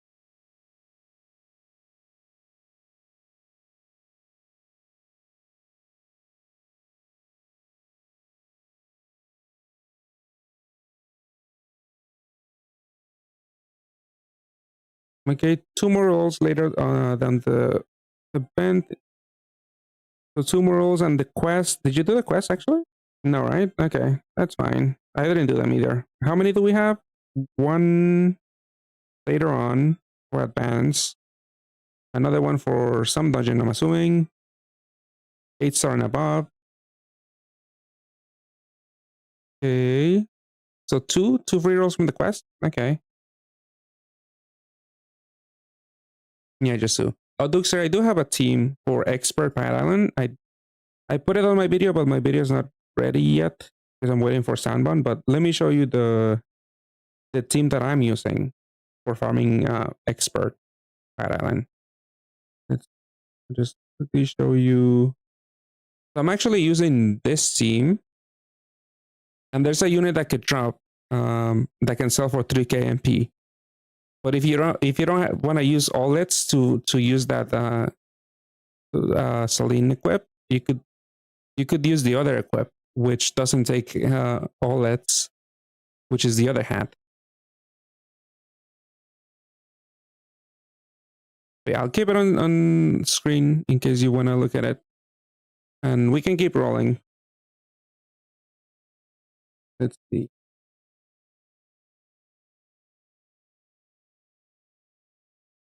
All right, best of luck. Let's see. What are you actually hoping for? We'll see in a little bit. Oh, that's a dupe. This is low rarity. Oh, you got this thing. Maybe you'll get the Kafka team? Maybe? Because I did miss that. That we're missing damage absorption. Or attribute, I forget. Yeah, this thing was not that great.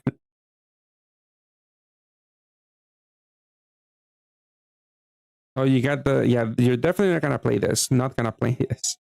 Because this is the Rainbow Kaiju team that it's a little painful to actually survive with. And then what else? This unit, which is reason cooldown, I forget her.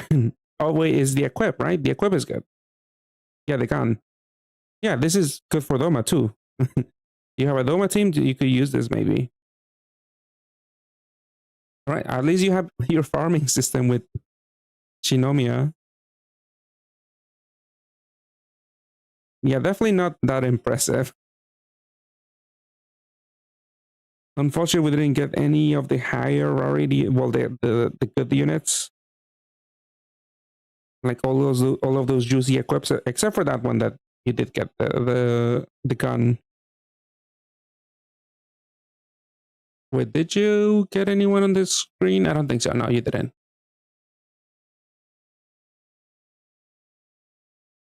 But yeah, that was this is the more well version with 3 Celines, but I think it should be fine if you don't have the one that uses the story Evo mat.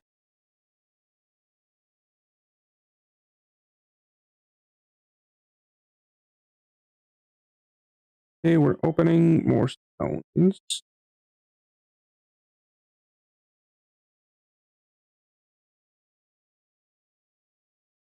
Yeah, double Champelius is 1.2 per Champelius, and Kitty is actually 1.3, and she does have more dungeon boosts. So yeah, I did it is a marginally better, but it might be like a difference between a 91% drop rate versus like 95. So it is like a marginal increase, but definitely 1 Kitty, 1 Champelius is better than double Champelius. All right, let's go. Let's see what you got. Hopefully something good.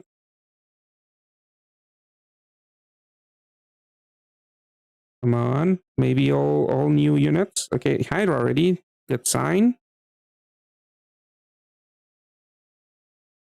It's this duo. They really want you to play light elves. That sucks. I mean, yeah, the equip wasn't even that good. I remember it now. And you got more rainbow kaiju subs. This equip was maybe okay. Oh, you got the green guy again. That sucks. More rainbow support, which I know you're hating at right now. Okay, this is gonna save the whole multi. It's going to be this guy. More L support. Okay, they really want you to play the rainbow team and the L team. Yeah, I know you're not really interested in that. Oh wait, no, yeah, this equip is kind of whatever. Yeah, this is only good for an L team, and not even that good anyway. Yeah, auto heal. Yeah, I have a short section on my pad review video with where I'm showing the team. But you basically go left to right. You go Champelios, and then you do Selene equip. You pretty much alternate Champelios, Selene equip. You start with Champelios though, and those two SDRs on the one of the subs is important because the second floor is gonna delay you, and you do need 4 SDRs on Champelios and double Cat Killer. But yeah, you go Champelios, Selene equip, Champelios, Selene equip until you kill everything.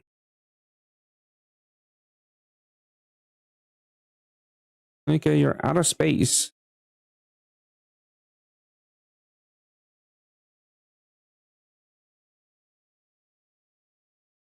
Oh, you will use it at Muscati. I guess, yeah. Wait, what are the damage awaken? Yeah, it does have 10 Cs. Yeah, ignore the guard break, yeah. At least it doesn't have like 5 attribute awakenings. At least it does have the 10 C, so it could actually be a replacement for that. All right, have a good night, Dukester. Yeah, gives HG buff and pierces and damage absorbs, right? And perk gravity. Yeah, I see it. It doesn't have the same HP, right? I don't think so. Yeah, no 7x6. You could stall it out, maybe. All right, I see the vision there.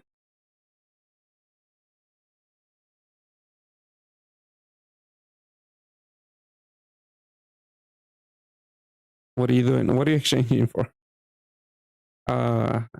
Hoshino? What's her name? Oh wait, are you trying to run 5 of those? 5 of this guy?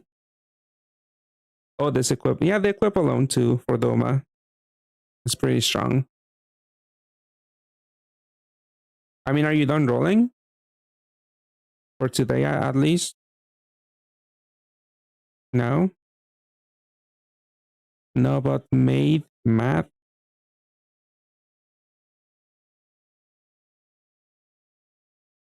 You're mad at that. Oh, you want to just get rid of them? No, keep them. I might ask you to put them up. I mean, I would, if I do get them, I would at least ask you to put Shinomiya on Shinomiya, because those two fit pretty well.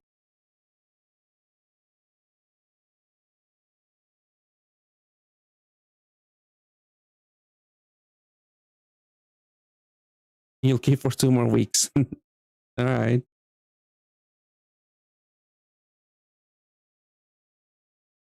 Okay, that's it for today. Okay. Now let me do my rolling. Okay, you want Jugo? Oh yeah, that's the unit you wanted. Yeah. That Jugo is the Omnivoider, the blue Omnivoider. For Doma? Does Doma even need it? Yes? Okay. I mean, you're the Doma player. I haven't played much. Oh, you can fit more Giyos if you put Jugo. Okay, we'll see. We'll see how that fares. Okay. Now it's my turn to do my 2 multis. Again, I'm hoping for good equips. I do kind of want a Shinomiya just so I have a swiping team, because my swiping team at the moment is double Bachira, which is weaker, and you kind of need combos to actually deal damage.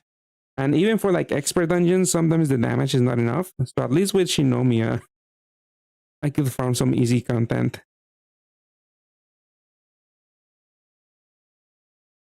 Okay, let me do the free roll from the stamp first. Wait, did my friend roll anything on the screen? I don't think so. On that second multi, I don't think so. Come on, free BGM, free. Oh no, it's low rarity. It's a good equip. It's one of the better equips here. I do have Doma, so I can definitely use it for that. But yeah, the base wasn't that interesting, I remember. It does spears and clears awoken binds and swaps. It refreshes boards on a relatively low cooldown, but it's kind of whatever. I think. I don't know. What is this message? Playthrough. Okay, gift campaign. That's JP exclusive. Okay, time to roll. Hopefully, I get something good. Come on.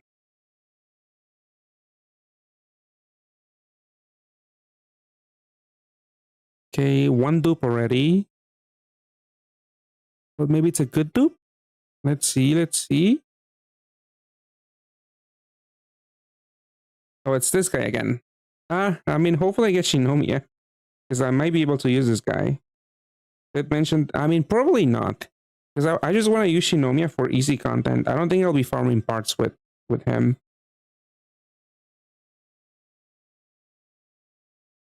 Because yeah, he just changes the board, like pretty much just to save you from full light boards. And he just deals with that portions. I mean, we'll see if I actually use this guy. Probably not. Oh, is this girl again? Well, my friend got her. Which again might be useful for the Kafka team. I don't know. I haven't looked too much into it. But we'll see if she's actually needed, because she does attribute or damage. Fire attribute. Wait, what? I thought they told me it did absorption. Whatever. I will see what those teams end up looking like. Okay, high rarity. So at least the last roll wasn't a dupe of. Oh, maybe it's a dupe of this one. I could just self pair. Oh, I'm not fully upset with this because I mentioned again, I don't have an easy swipe team. At least I have her now. And I have more light support, light L support. Okay, I guess at the very least I have a very somewhat mediocre swiping team. If you've been playing, yeah, basically, yeah. I just need to buy the. I don't know if I'll buy that though. That is 1 million MP. I mean, I do need it for the FUA actually. I might do it. I don't know. Probably. I mean, at least I got what I kind of wanted. But yeah, definitely if you have, like, if this does come to an end and you have like Binoa, if you have Namiel, even near Norris, like I wouldn't really chase after Shinomiya because she's not gonna clear like significantly higher content than those other leaders. I don't think. Okay, and the last multi. Let's see how this goes. Let's see, and I didn't get anyone on screen either. One more dupe. Hopefully not Shinomiya. I have enough Shinomiyas already. But let's see what else do we get here. Ooh, at least I got the Jugo that my friend wanted. I might use it, I might not. I don't know. We'll see. Wait, where's the brush? Okay, here. Maybe smaller. So, okay. Thankfully, my main got something. Yeah, my friend must be jealous. Yeah. Oh, I got 2 of him. So my friend is double jealous. I mean, the equip wasn't. Actually, I don't think I look at the equip on screen. But it's a little mediocre because BDP teams, like blue BDP teams, are basically just Reno, I guess. So let's see what the last unit. Oh, yeah, this is early on. So we know one dupe already. So this is not a dupe. Oh, I'm also not a big fan of the Kaiju teams. I don't really care for these people. I mean, I would like to have the other Kaiju, because now that my friend mentioned, it is basically like a Muscari replacement. I'm pretty sure it doesn't have the same stat as Muscari, but my Rosetta team is suffering without Muscari and without Feles. This is, yeah, what? I kind of don't care much for it. Triple team HP, sure, that's a lot of bulk, but Heartbreak and Dark Resist is probably not going to be that useful. Okay. Another dupe, another dupe. Please be something a little more useful. It's... Oh, this duo. Okay, now I don't have the exchange for this. Because I definitely wanted to exchange for it due to the equip. All right, I honestly did really well. Yeah, this is the badge unit. I did really well. Because, yeah, this active skill is a little weird. It's basically just a rebuffer with the occasional gravity and I believe HP buff. It gives you move time buff and whatever. I don't really care much for that, but the equip is really good. It has a new SDR Awakening, a lot of bulk. Tape resist 2, and yeah, it's a 3-turn charge. All right, really happy with this. I'm probably gonna stop rolling. I feel like I'm not gonna have enough stones. I run out of space. With 2, you're looping HP buff and shield. Yeah, they just, yeah, I don't know if they, yeah. People were saying like you could fit them with the Kafka team, but I don't know if you can. Yeah, like let's say if I do happen to roll like a Kafka, can I even exchange for like two of you? Not really. I don't really have any fodder. So yeah, that's why I'm probably done rolling. I mean, I'll see what I roll on my free rolls, but I don't really have any high hopes. I pretty much got what I wanted, which was Shinomiya for swiping and this equip. Like everything else is, I mean, this would be also good for Doma, but I don't have the fodder. The double cross equip.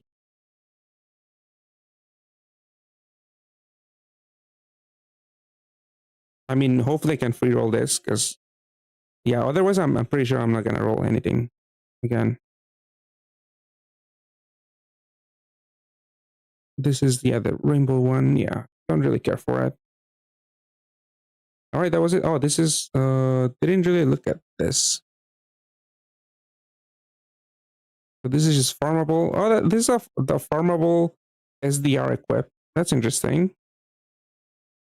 Active skill for 99 turns, wood and fire skyfall are easy to drop.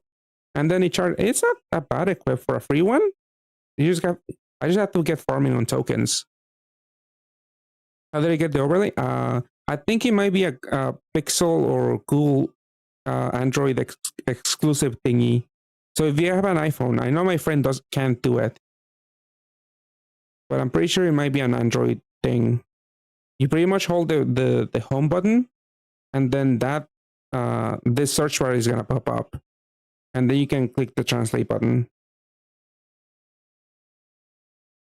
It depends on your device, really. I don't know if all Androids have it. I have a Pixel 7, I think. So that maybe only Pixels have it. I'm not entirely sure. Yeah, hopefully Chain Summon comes and I could save more stones. Hopefully I have a good amount of stones by then. But I am really low. I basically only have 50 plus some of the quests that I have yet to do. Yeah, Gemini. I don't know if you can like change your like AI assistant, maybe. If you go into the settings, maybe you could make it so that the Google assistant shows up. Because yeah, wait, no, Gemini is Google, right? I don't remember which AI is which. But maybe if you tinker with the settings, you could make it so, or you could find out if you can actually pop up the Google search thingy. It is Google, yes, okay. So maybe you do have access to this overlay. But yeah, I'm really not sure. Like this is the default way to open it on my phone. but it might be different on yours. You might, like I said, you might need to change a setting somewhere maybe.